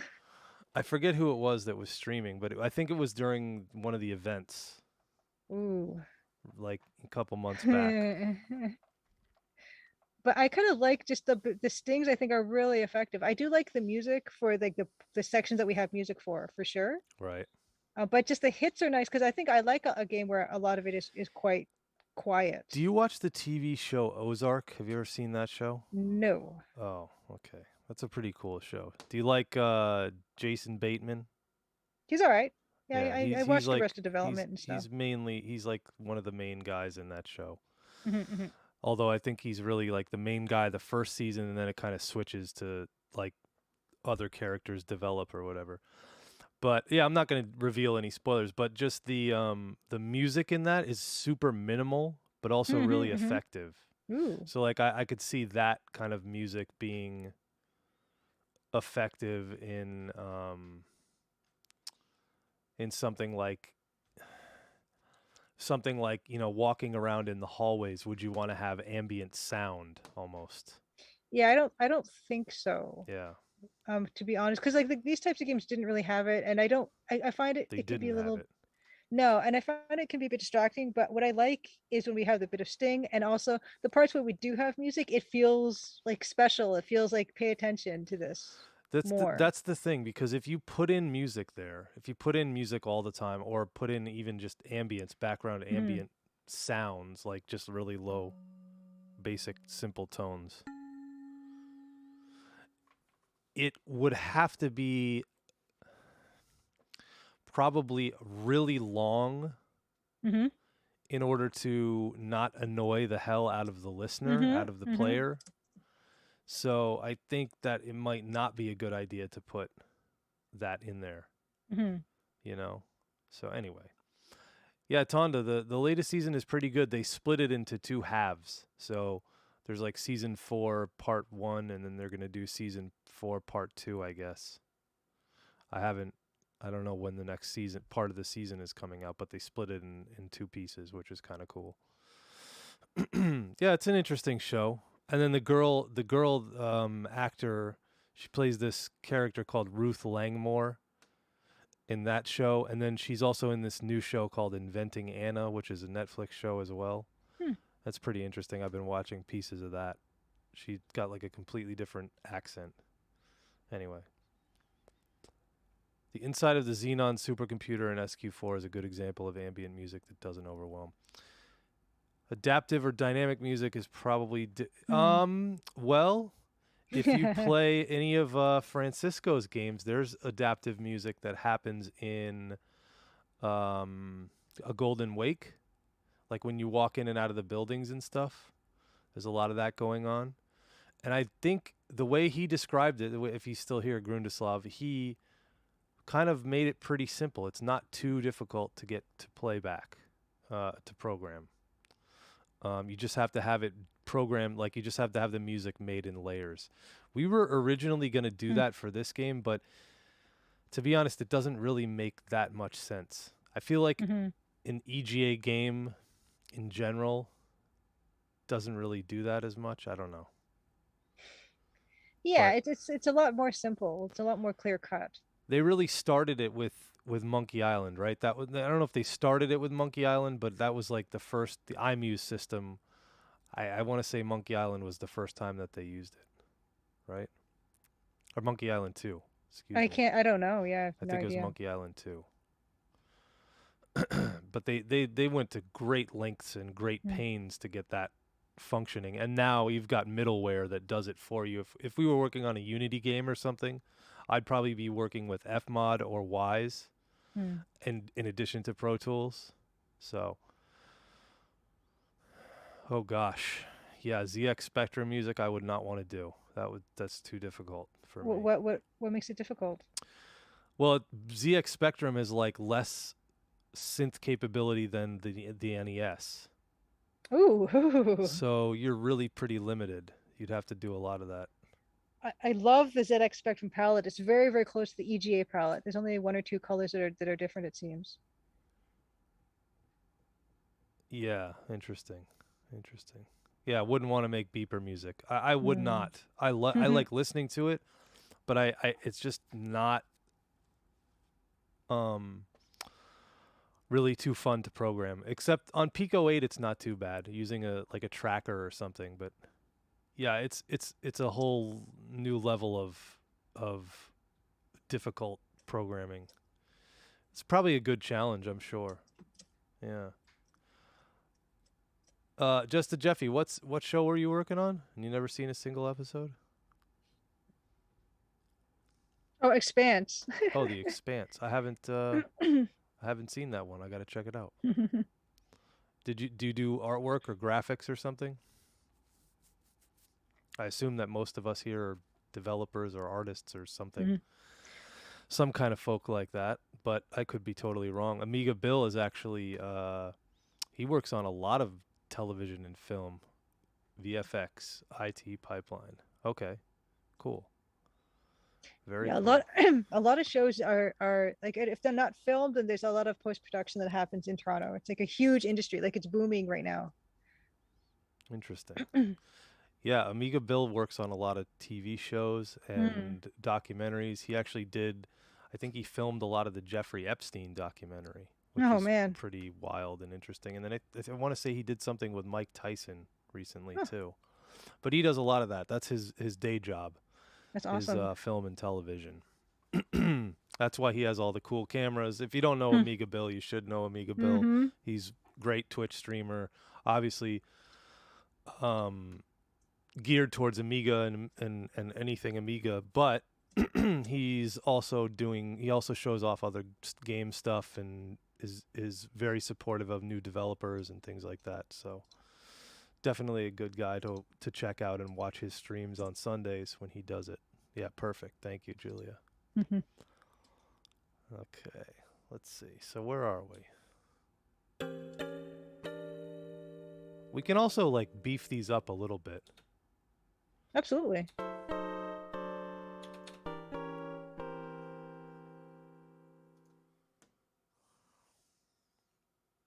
Oops, I muted that. That's nice. That's really nice. That is nice, right? Yeah. What if we double them?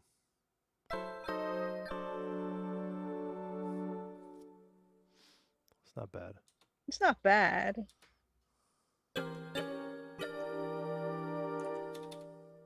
Mm-hmm.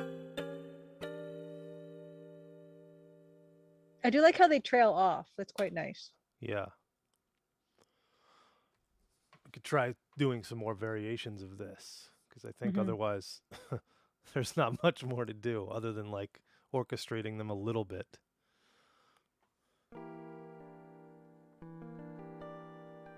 I do like them simple, and it's always almost fun to just have just a bunch of ones that are simple like that. Let's see if we Ooh. can get another sound. Maybe that's pretty cool. I played that wrong.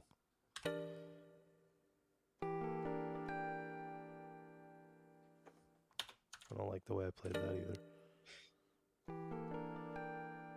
Ooh. That's really pretty. I like that. It's intriguing. So there's another little sting there we could use. Yeah. These are great. These I could see myself using just about everything here. Yep. Let's play that.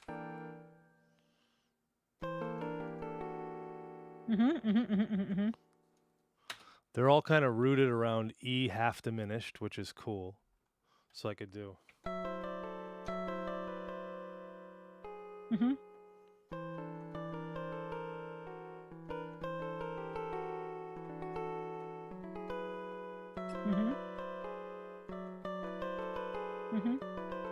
Let's do that. Whoops.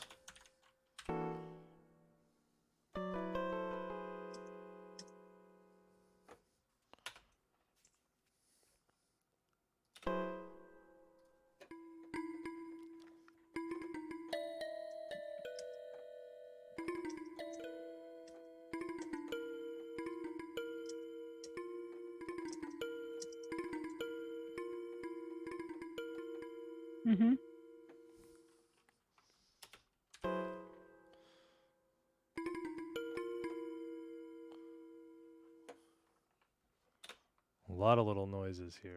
It's great. They're great.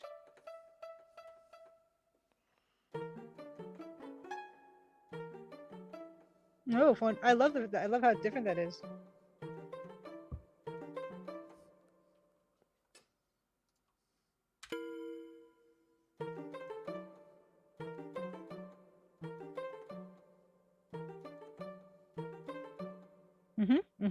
Something like that. Hold on, Yep. let me replay that one.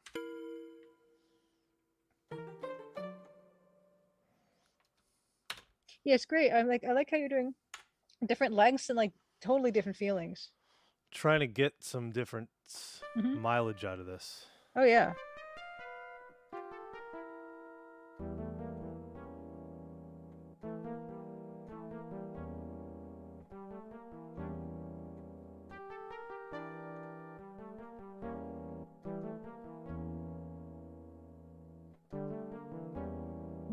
It's interesting.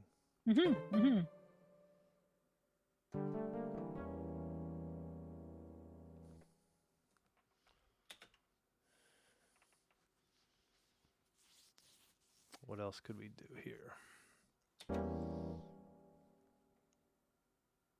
Haha.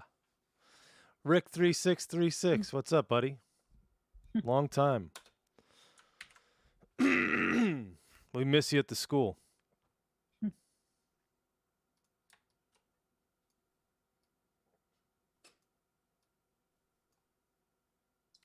Okay, let's see.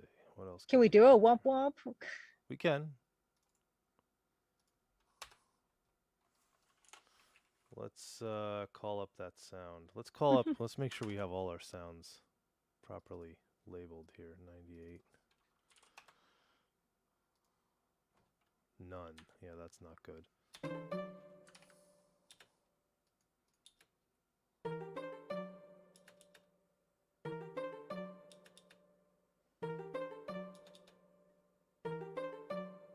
Mallet vibe 2.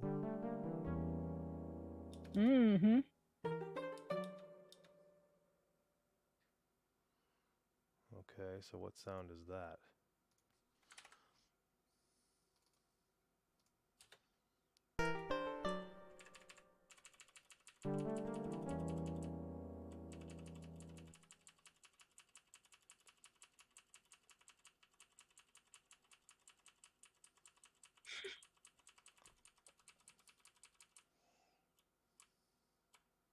mallet vibe too. Okay.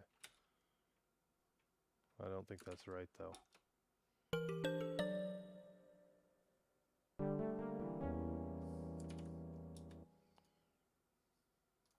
Right.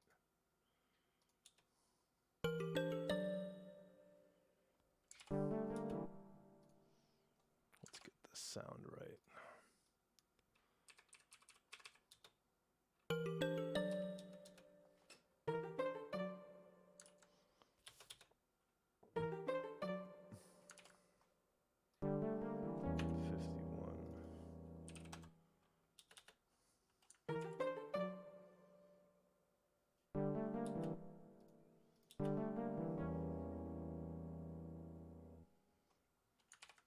And I have no idea what this sound is. Okay, that's good. It's useful.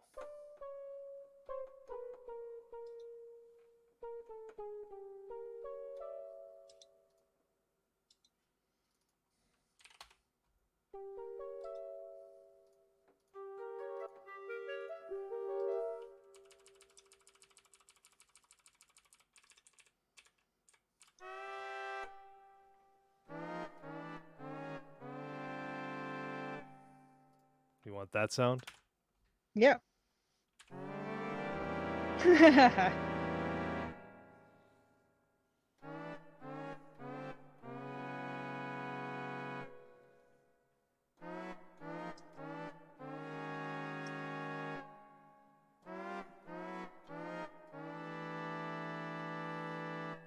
Is there anything kind of it's okay as a sound? Is there anything kind of, can we get something brassier? Maybe. It's the MT32 after all. So it's always questionable what you can get out of this thing.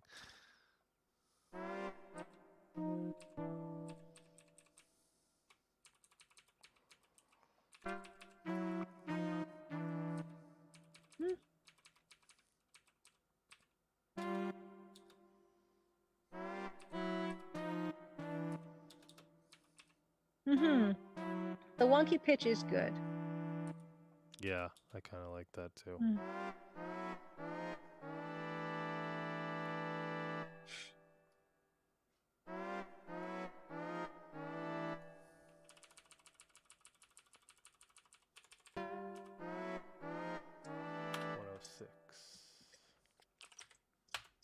Oh, I need to change this. What?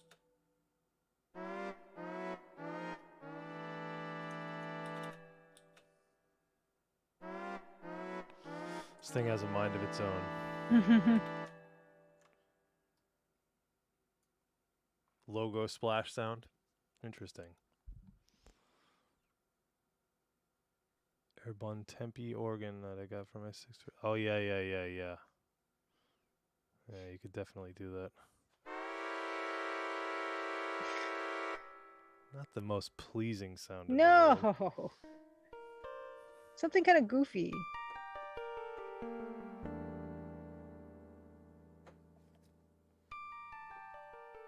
That is quite nice, that sound. I could play that.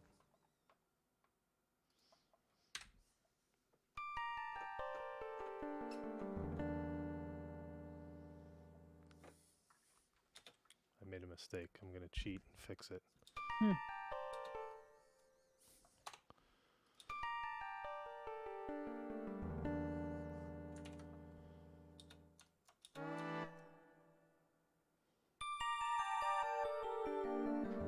Ooh. That's interesting. It is. That's interesting. So, a train horn typically is an augmented chord, right? I think we talked about that before. And there is For a the train montage. in the game. Yes, there's a train in the game. Did we put one in there? We might have even put one in there. I don't know if we did. I might have recorded it. Do you have it on your chart of doom? What this is? Yes, I can. Yeah. Let me get my Google Docs open. Ooh, Google Docs. You've upgraded. I know. I'm all official now. What is this? 2022? I know. Or 1914? We haven't decided yet.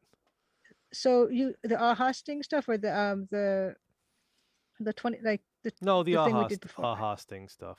Just that we catalog it and Yes, yeah, I categorize did it. add it. Okay, good. Yes. And so I'm gonna say variety of sound, variety of Cool. them. Yeah, there's a few Yeah. sounds here. Yeah. And I don't know, I feel like is there more there's probably a lot more we could do, but let's listen back and see what we have. Hmm.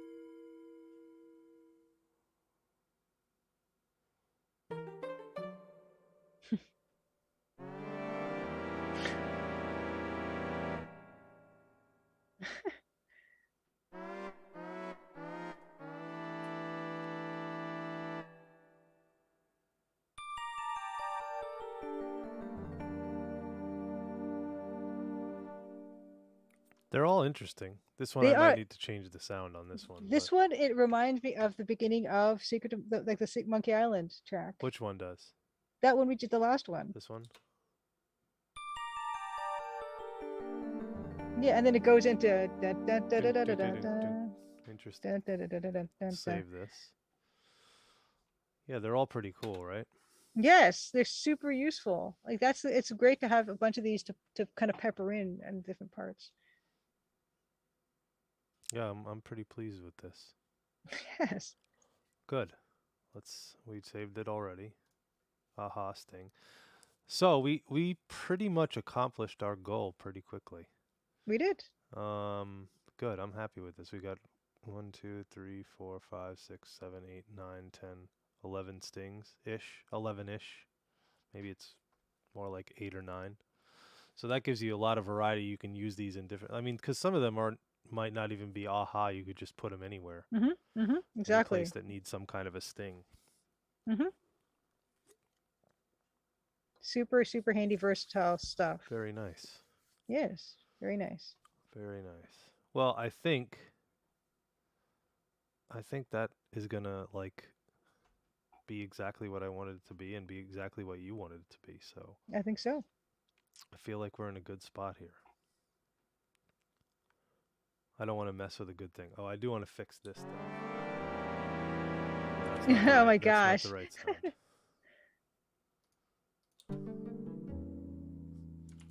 That's not the right sound either, but that's better. I like it.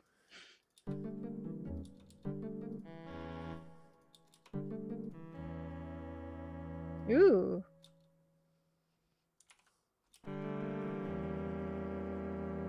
Mm-hmm. Carmen Sandiego gives me this. Is that isn't like any type of copyrighted thing? That's just a No, thing. it's just a sting. Okay. I don't know if you can have a melody with less than 7 notes officially. I'm not exactly sure. I think something to do with 7 notes. I don't know. I should not be quoting this because I have no idea what I'm talking about. But yeah, I think it has to. You have to copy 7 notes to do that to get a copyright infringement. So if there's less than 7 notes, I could look that up, but I don't know. Like shaving a haircut? That's 7. Is it? Yeah. So maybe but that's probably not copyrighted. That's probably public domain by now. Hmm. Rasmus says it's called Gent. Gent? Gent. I don't know. I recently, so check this out. I played a song. I love Clubhouse, the Clubhouse app. I think I probably told you about it before, right? You keep telling me to try it, and I keep on saying no. Yeah, I think I sent you an Yes. invite probably, and you said Probably. no. Um, and is that a dad joke, Deluxe Tux? I'm pretty sure that is. Anyway, I use this app a lot, although I haven't been on in the last couple days. I haven't had much time. But I like to go on there because there's a lot of these music review rooms. So basically, you play the music, you send it to somebody in the thing, you email it to them or whatever, and the Clubhouse is a social audio app. Exactly, exactly.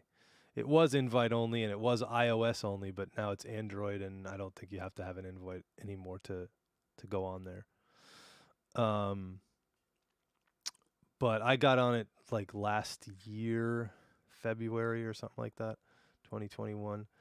Anyway, you play the music for these people in the rooms, and then they give you feedback on your music. Hmm. So like different rooms have different topics. Like, you know, sometimes the room will be related to like all hip hop reviews, or it'll just be general feedback. But a lot of the times I get into these rooms with people and they're hip hop guys, or they're like not in the genre that I would play the music, or not in the genre of the music that I would make. So I played a song for them, and they were like, "Oh yeah, the biggest compliment I think I could have gotten was, you know, I don't listen to this type of music, but I would not turn this off." Like that to me is a big compliment because you don't listen to every genre of music. You know what I mean? We don't all Mm-hmm, mm-hmm. listen to that stuff. Um, but then what happened was I played a song in a room, and it was kind of a, I guess, kind of had an EDM vibe to it. I did it about 6 years ago, and after I finished playing it, the guy says to me, he's like, "Yeah, that's really good. It's really well done, but it's Katy Perry's Firework.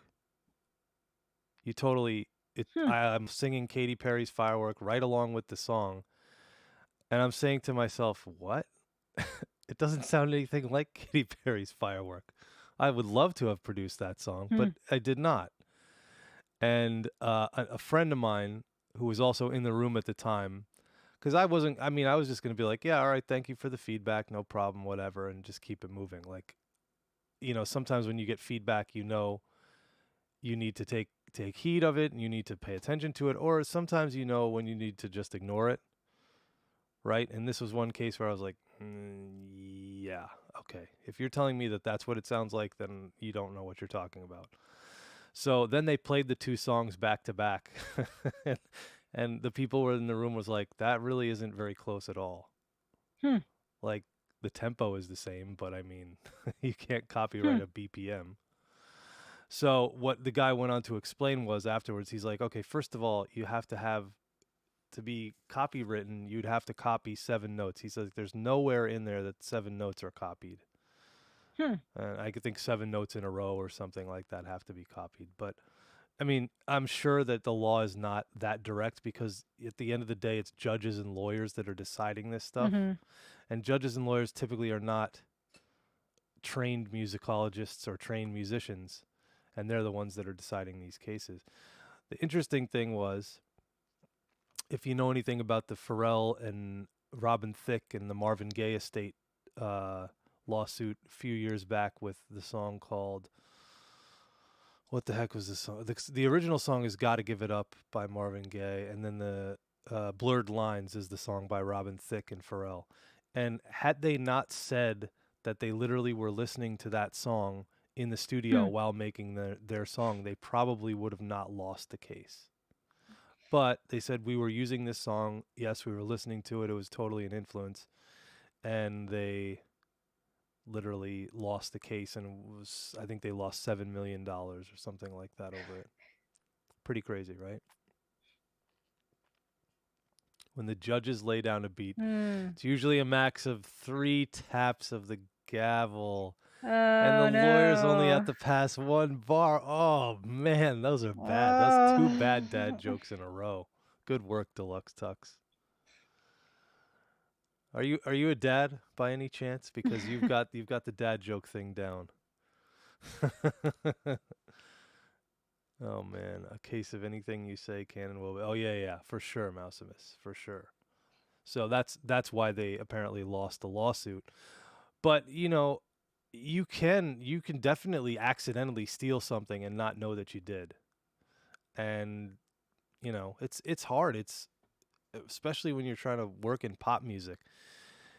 The upside is you're probably not likely to get sued unless your song is really popular, which means you've got a popular song. The downside is you're not very likely to get a popular song. So, the odds of that happening are not great.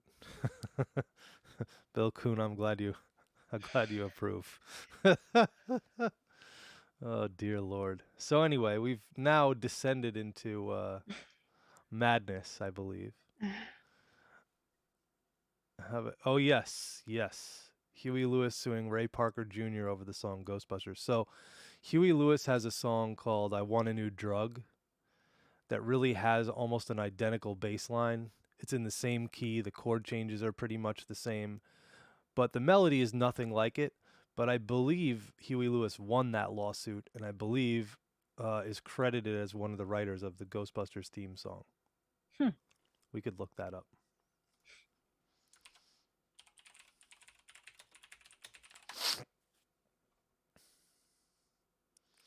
Because I love both songs, to be honest. No, it says songwriter Ray Parker Jr., producer Ray Parker Jr. Hmm. Oh, here we go. A lawsuit regarding Parker's plagiarism of Huey Lewis resulted in Lewis receiving a settlement. Okay, so he may not be credited as a writer. He just got money out of the deal. Does it say anything about lawsuit? Here we go. Shortly after the film's release, Huey Lewis sued Ray Parker Jr. for plagiarism, alleging he copied the melody, primarily the bass line, from the 1983 song "I Want a New Drug." Case was settled out of court for an undisclosed sum and a confidentiality agreement that prohibited discussing the case. Okay. There were several lawsuits because when you sell that many records, I think everybody thinks they want to say they wrote the song. Parker later sued Lewis for breaching the confidentiality agreement in a 2001 episode of VH1's Behind the Music by reasserting Parker Jr. stole the song. Parker said, "I got a lot of money out of that." Huh. Hmm. Interesting. And in 2004, the filmmakers admitted to using the song "I Want a New Drug" as temporary background music in many scenes. Oh, so they got demoitis.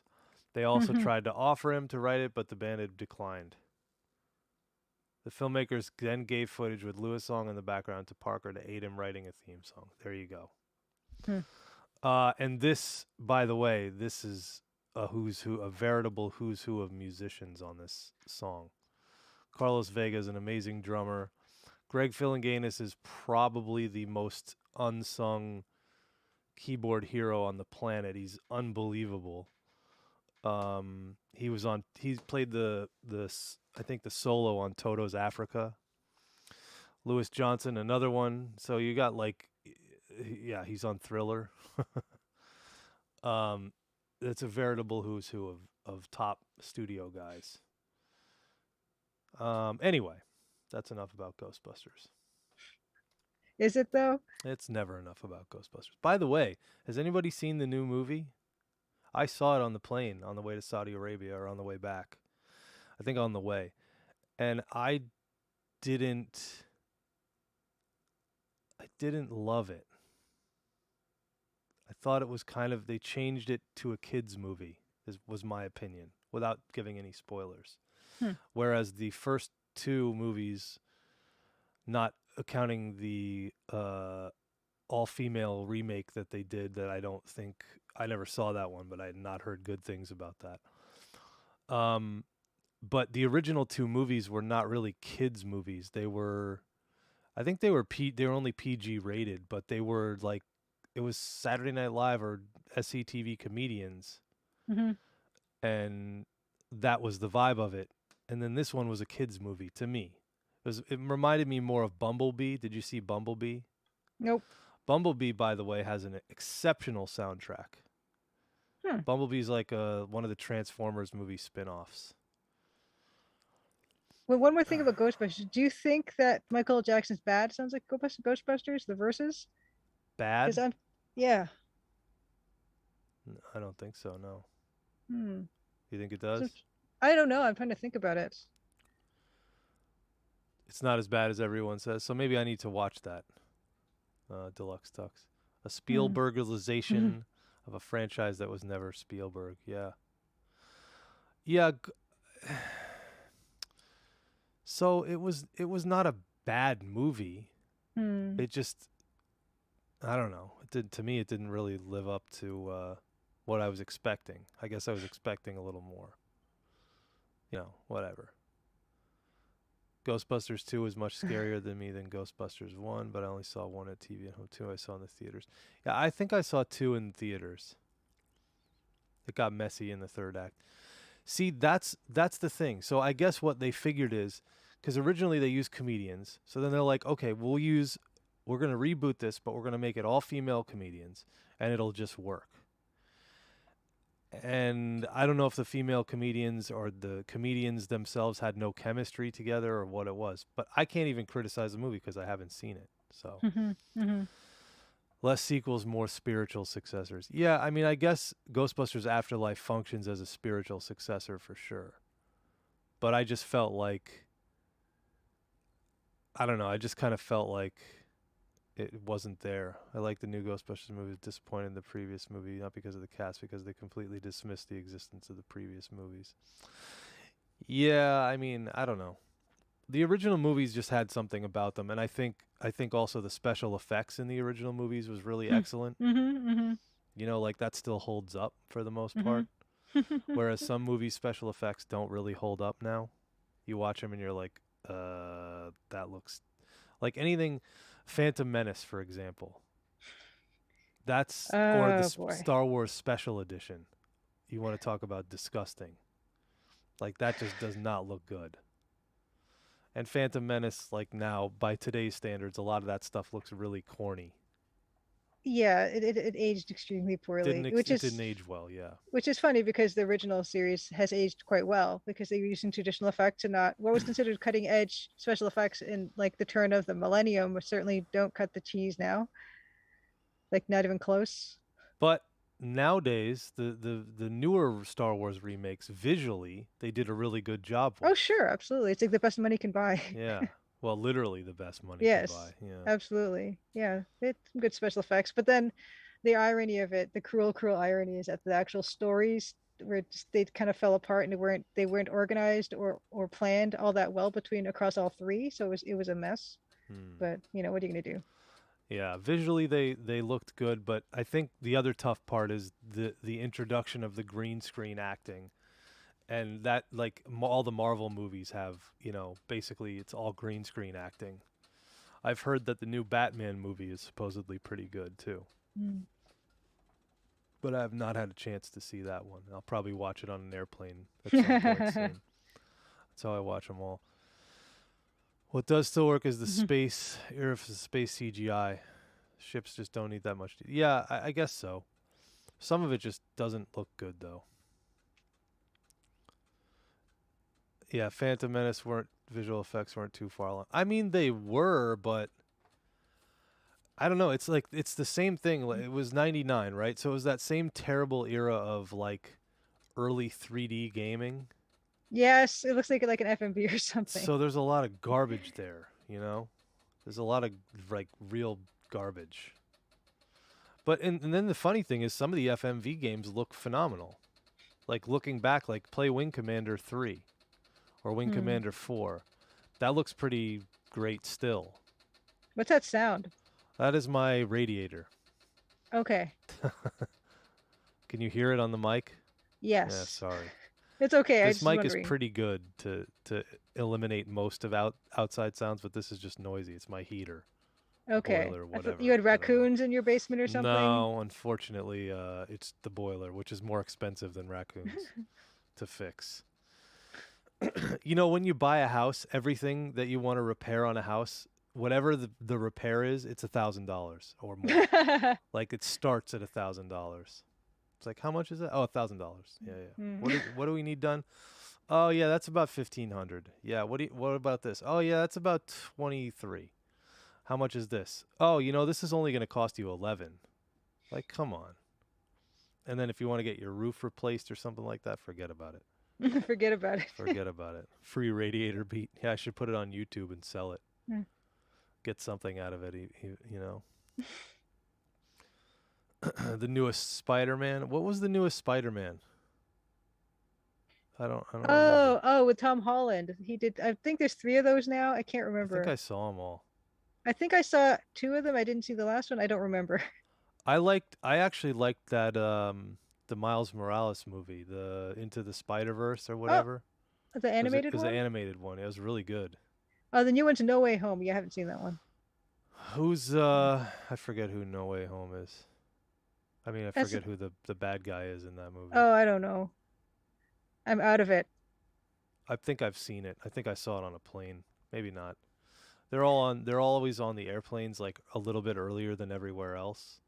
So usually that's where I get to watch most of my movies now. I tried to watch a Liam Neeson movie the other night cuz my wife was away.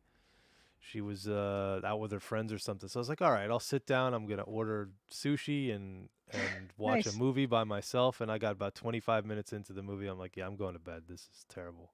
Was it one of the Taken movies? No, it's called A Walk Among the Tombstones or something. Huh. Something on Netflix that I found that I wish I hadn't found. Oh, It wasn't that bad, but it wasn't good. Anyway. So, yeah. So, I don't know. Should we play through these one more time and see where we're at? yeah, absolutely. And then go from there?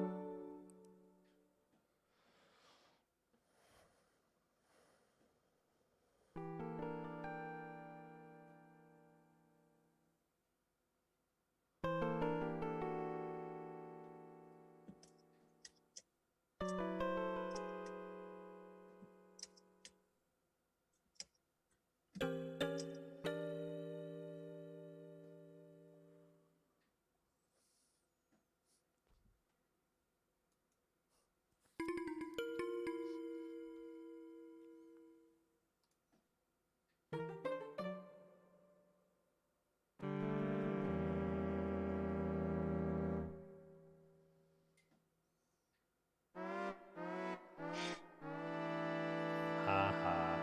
You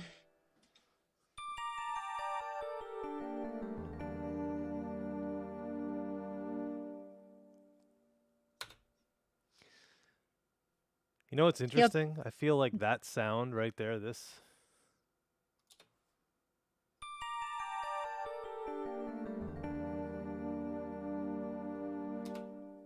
What if that came in it where it says Julia Minamata presents? Well, that's what I was saying. It sounds like And it sounds when like the Sierra LucasArts. sound.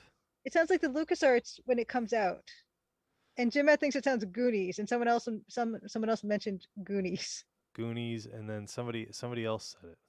Yeah, yeah. So we have 2 Goonies. Oh, there's a Dave Grusin call out. Dave Grusin used that keyboard in the soundtrack. You know, I don't know. The D50? He could have. What year was it? What year was the Goon? No, I think the D50 is later because D50 is like 1988, 1987. When was Goonies?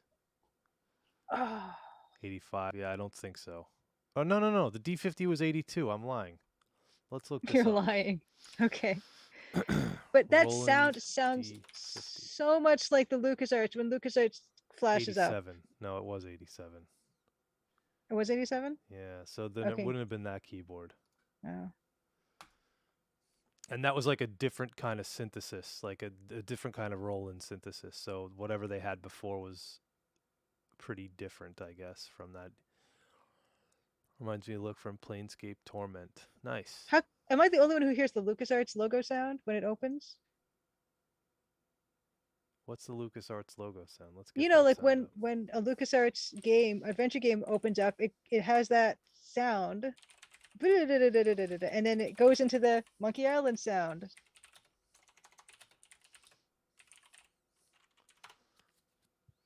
I can't believe I'm the only one hearing this. After saving with customized car Oh insurance from Liberty. God, I hate advertisements. I'm losing years of my life to these advertisements on YouTube. Mm. I'll tell you that much. I think I should just buy the YouTube thing that gives you Oh my gets rid of gosh. the Don't ads. give in. No, they don't play the LucasArts sound. No, we need that. We need a LucasArts sound. Oh, it's so cute.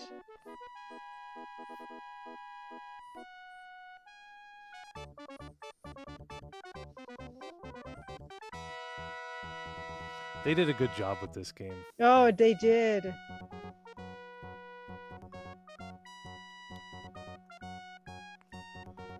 Okay, anyway, that wasn't it. No, we need just someone doing a long play, like without commentary or something, of Secret of Monkey Island or something. Oh, Marcimus vouches for YouTube Premium, and Blaholson vouches for uBlock Yeah. Origin. Eric, I don't want to talk about it, but you know, you probably know what I think, but I don't want to talk about the Will Smith thing. Bill Coon says Monkey Island 1 had chimes over the LucasArts logo, but it's actually the sound of the music, not a song.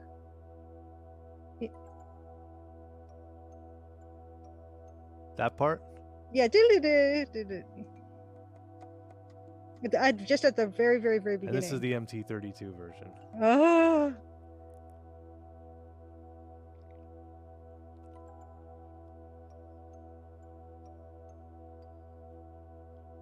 Kind of interesting. Yeah, it's kind of Yeah. similar, I guess. Yeah. I love it for that, but I wonder if people will say that was swiped from LucasArts or something, because I do want to open the game like that. I don't think so. Okay. I don't think so. It's not that 'Cause close. I would love to have, yeah, that last one as the opening bit. I would put that in now if you gave it to me, and then I would have it lead into the theme song. uBlock Origin, it's very good, better than AdBlock. Okay. Monkey Island had the chimes over the LucasArts logos, but it was actually the sound of music, Yeah. not a sting. It was kind of like functioned as both, right? There's a LucasArts logo compilation video on YouTube. Of course there is. Really? That's cool. Let's check that out. Yeah.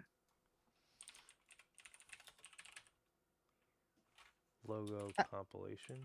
I've been listening a lot to that Monkey Island soundtrack, Monkey Island 2 soundtrack, Christopher Boy 1 soundtrack.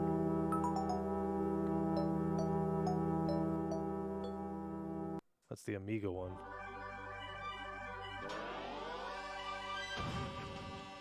It's Day of great. the Tentacle.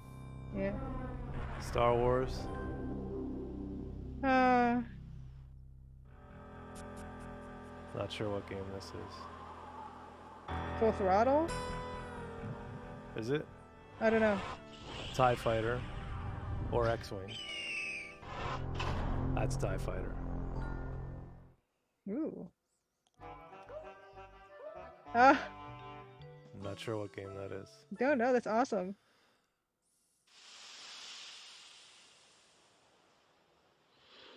Is this Outlaws? No, that's got to be a Star Wars game. That's a Monkey Island game.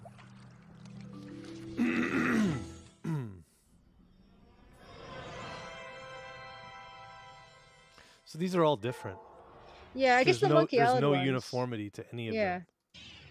I guess I'm only thinking about Oh my god, that's so That's cute. pretty cool. Must have been one of the Jedi Knights or something. Oh my god.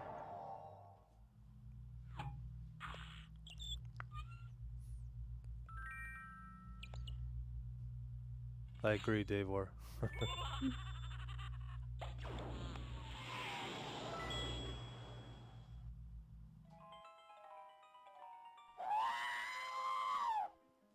Interesting. What?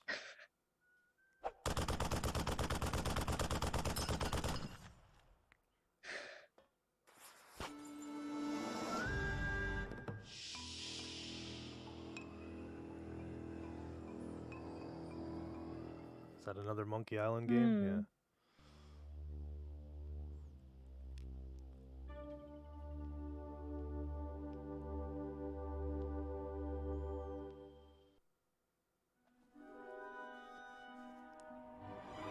Star Wars again. Yeah, I love it. That's so cute.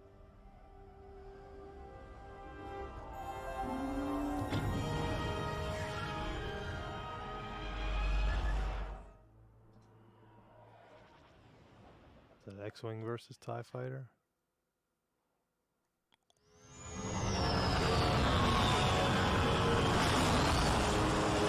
Pod racer game.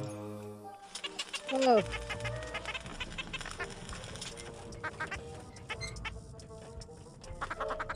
Yeah, I wonder what his name is. Gotta have a name.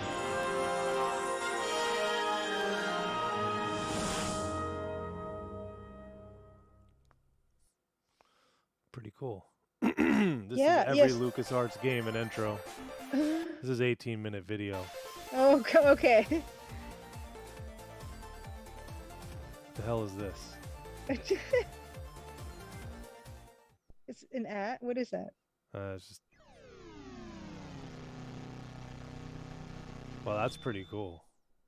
Mm-hmm.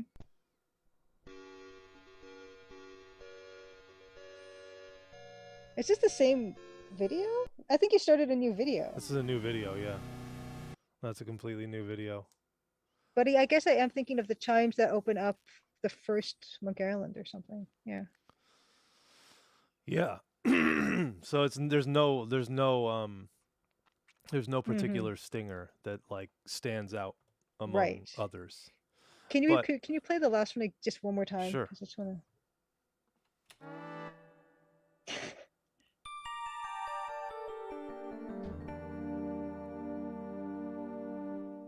Yep. Yeah, that works. Definitely. Yep. Very good. Sweet.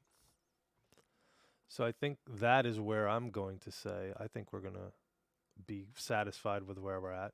Super pleased. And call it a proper stream, even though it was shorter, but that was pretty much what we wanted to do. Exactly. And I'm so pleased that that opening that chime is a perfect opening sound for the game. Absolutely. Totally. I agree. Yes, So we did it. now is the question is, where shall we go? Yes. Where Deluxe shall we Talks, have a go? wonderful night. Thank you as always. Yeah, thank you guys. Yeah. I need to go to bed too. I'm old, but we're gonna raid somebody. I just don't know who it's gonna be yet. Right. Is anyone playing the Crimson Diamond? Let's look that up. One of these days. One of these days. The answer is 3 hours ago. A Maple Mystery was You don't say. the Crimson Diamond, and I am currently listed on the directory. But that Well, we there can't you raid go. ourselves exactly. That's not gonna No. work. No. So do we have anything else that should be played? I go to Colonel's Bequest usually. Let's see if anybody's playing Dangerous Dave. Nope. Dangerous Dave.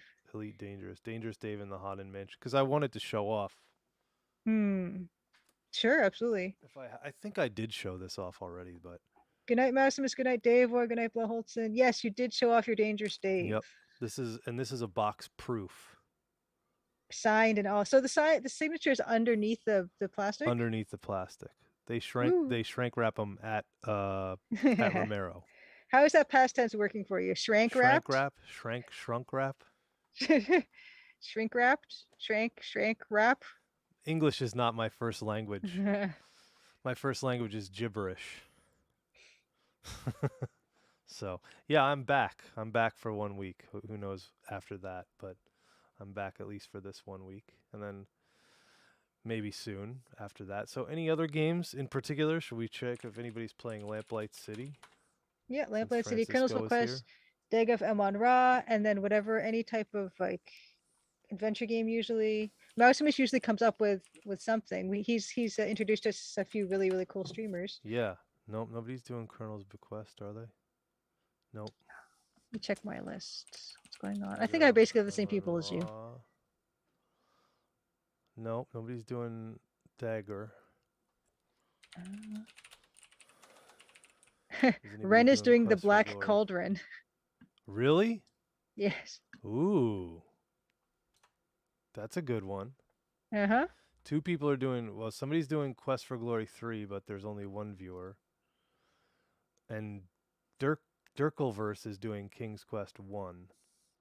Ren might be done. Oh, okay. Oh no. Is he done?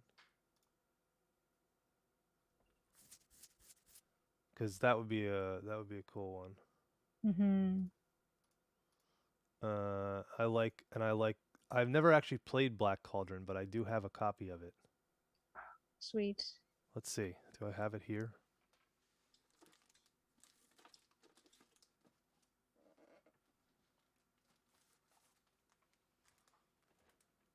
Oh my goodness. Oh, it's in excellent shape.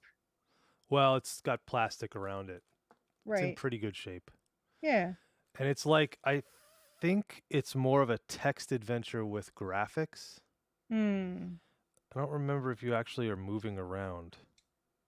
Like, Oh yeah, you like, walk around. do you? You do. You Yeah, do? yeah, Okay. yeah, yeah, yeah, yeah. I don't think I ever played it. Let's see. From the programmers of the King's Quest series. So did Al Lowe do this game? He did indeed. Yeah, that's what I thought. 120. Okay, so look. Actually, you control the action with joystick or control keys, no text commands. Oh, okay. Interesting. So there is no text. I thought there was text in this You can. game. You have an action button or something? I don't know. I've never played it myself. I had heard that it was not the best game. That's what I had always Yes, heard. I've also heard that. Yeah. The Black Cauldron. Yeah, he's doing some kazoons at the moment. Titanic Adventure. Oh, that's Taco is Yeah. doing Titanic. Yeah, yeah, yeah, yeah. Kilgore Trout is doing Klingon, Star Trek something. Don't care. Sorry. Middle Age Stream is doing TMNT Tuesday. Skin Teen is doing Elden Ring. That's too new. What do we got that's like... Is anybody streaming Monopoly Tycoon? That's a great game. What? You ever played Monopoly Tycoon? No. Oh man, Why? what a great game. What are you talking about? Monopoly's not a good game. Oh my gosh. I'm talking What? about Monopoly Tycoon. No. What? Monopoly Tycoon is a great game. The world's first competitive sim, I guess. That's what they say anyway. So it has the the themes of Monopoly. Oh, and I'm going to have to play the song now because the song is so good. What? Yeah. Let's see. YouTube Monopoly Tycoon music. That's like the biggest thing. The 1930s, I think it is. And this is like everybody's favorite. It's the game like progresses through eras. So Okay. everybody's favorite version of it was the 30s music. Everybody's? Oh gosh. Yeah, everybody's. Who's Trust me. everybody? Everybody that's ever played the game, which is like 3 people because apparently nobody knows this game. So you and 2 of your friends. You and me, and I don't have that many friends.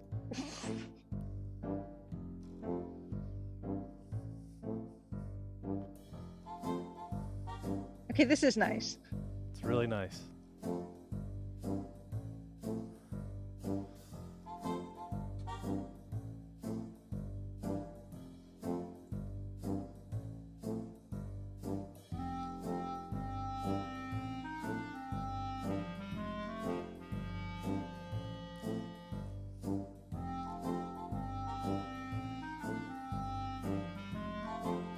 What a shame it was wasted on a Monopoly game. Why is there so much hate for Monopoly? Because it's not a good game. I love Monopoly. Why would you like it? Have Brenda you ever doesn't like finished a Monopoly game? either, but I No, like there's it. no reason. Oh my gosh, it takes way too long. I think game designers actually find it offensive. Thanks, Grundislav. Yeah, Grunislav says there's no Empire of Sin original OST appreciate original that. You know- soundtrack. Yeah. Soundtrack. Yeah, why don't you play some of your own stuff? I didn't even know if it's on here. Main menu, 1 hour long. Combat music for... Oh, this is Tommy. So this is from the other composer, Tommy Buckley. Thank you. Grunislav also is in the Monopoly Sucks camp. Speakeasy 1. I think every game designer I've ever met is in that camp. This is not me. That's Tommy's music. I like the theme song. That's pretty cool too. Because it Best takes song in Empire forever. of I've Sin. never finished a single game of Monopoly. For what it is, it shouldn't take 4 hours. This is the best song in Empire of Sin. Oh. Is that yours? No, I don't know this song. Oh. Yeah, Blaholtzen, you're not missing anything for not having played Monopoly. I do like this. I like this song too.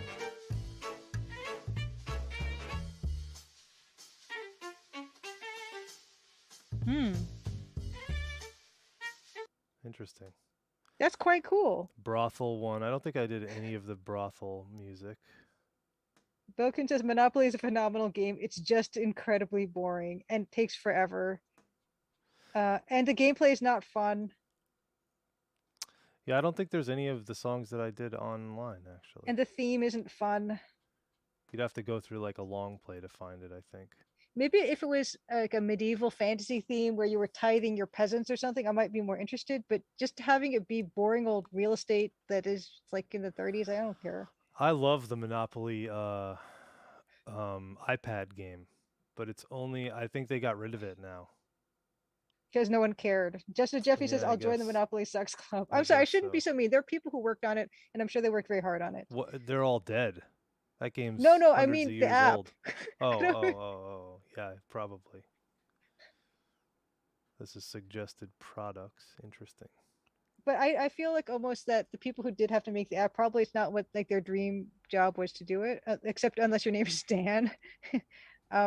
They probably were paid hopefully well to make an app for it because it is a popular game after all. I mean, I could play a song that I actually don't think is in the game, but I really like. Of Empire of Sin? Yep. Okay. There's a version of the song in the game, but I don't think. Granislav. But I don't think the actual song is in the game. Soundtrack song. Granislav says, "Yeah, who cares about real estate in the early 20th century? Nobody would play a game about that." I played a Golden Wake. I liked it. I bought it. I have it. I haven't played it yet, but I beat bought it. I'm sure I had to use a walkthrough at various points, but I beat the game.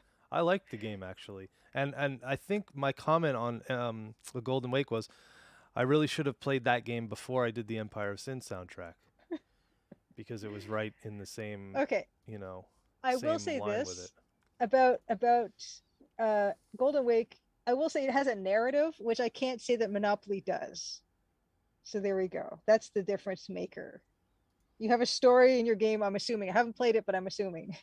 All right, so yeah. I think this is the song that a part of this song is in the game, but the whole version with the guitar solo is not in the game. Okay. So I'll play that.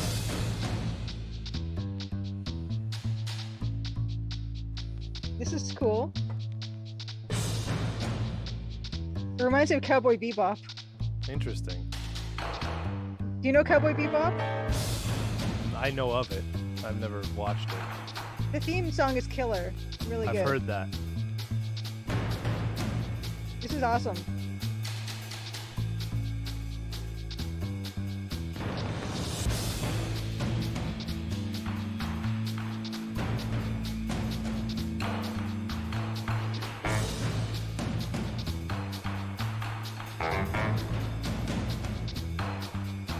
It's not much to look at.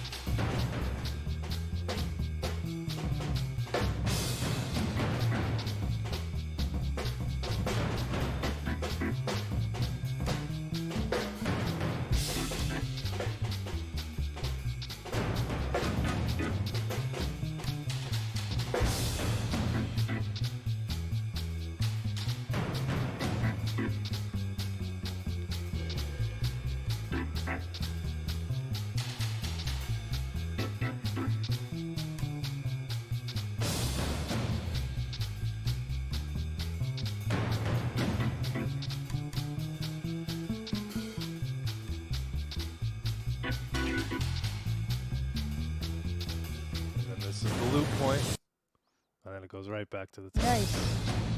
So anyway, that would be the loop point. So that's about 4.5 minutes. So combat in that game can be long, or it could also be really short. So sometimes you only hear like a beginning clip of the song, and the music in that game is not adaptive; it's linear. So the beginning of that music has to like be super punchy because if people you're gonna hear it a lot. Yeah, I mean, in theory, there's a lot of different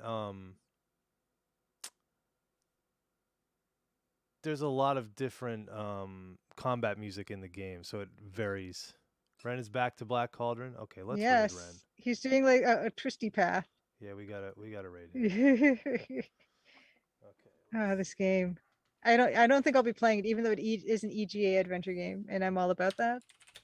It's like early EGA, right? Mm-hmm. It's like the blocky EGA, I think. Which I do like too. There's no dithering. No, but it's gorgeous. Like they just a picture of the bad guy's castle, and it looked amazing.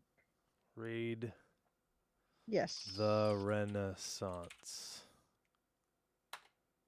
Did I get that? Boom, I got it. Oh, How about really that? awesome. I always have trouble spelling it. I always have trouble rating and I type like the wrong things and all kinds of crap. Anyway, thank you guys all for being here with Yes. us. My name is Dan Polakar. This somewhere over here I'm in here. space in Toronto, so directly to my west is Julia Minamata. She's the maker, the developer, the cleanup janitor, everything in the game. So she's literally Roger Wilco in the game. And if you didn't know that already, thank you guys all for being here. Thank you for watching. And thank you for those of you guys who stuck till the end of the playback on YouTube. Gosh, you really stuck it out.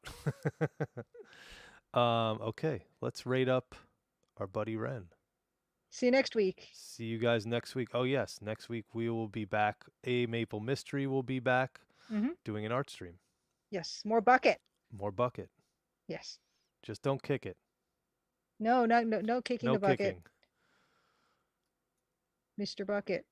Do you know that game? No, I just rated. It's really, really silly and awful. You don't know about Mr. Bucket? No, I don't think so. It was just a toy that was like a toy that kids could play, and it was a yellow plastic bucket that had arms that would go over the top. Okay, no, it says, woo, we made it. It says we made it. I like the sound of Mr. Bucket, though. Interesting.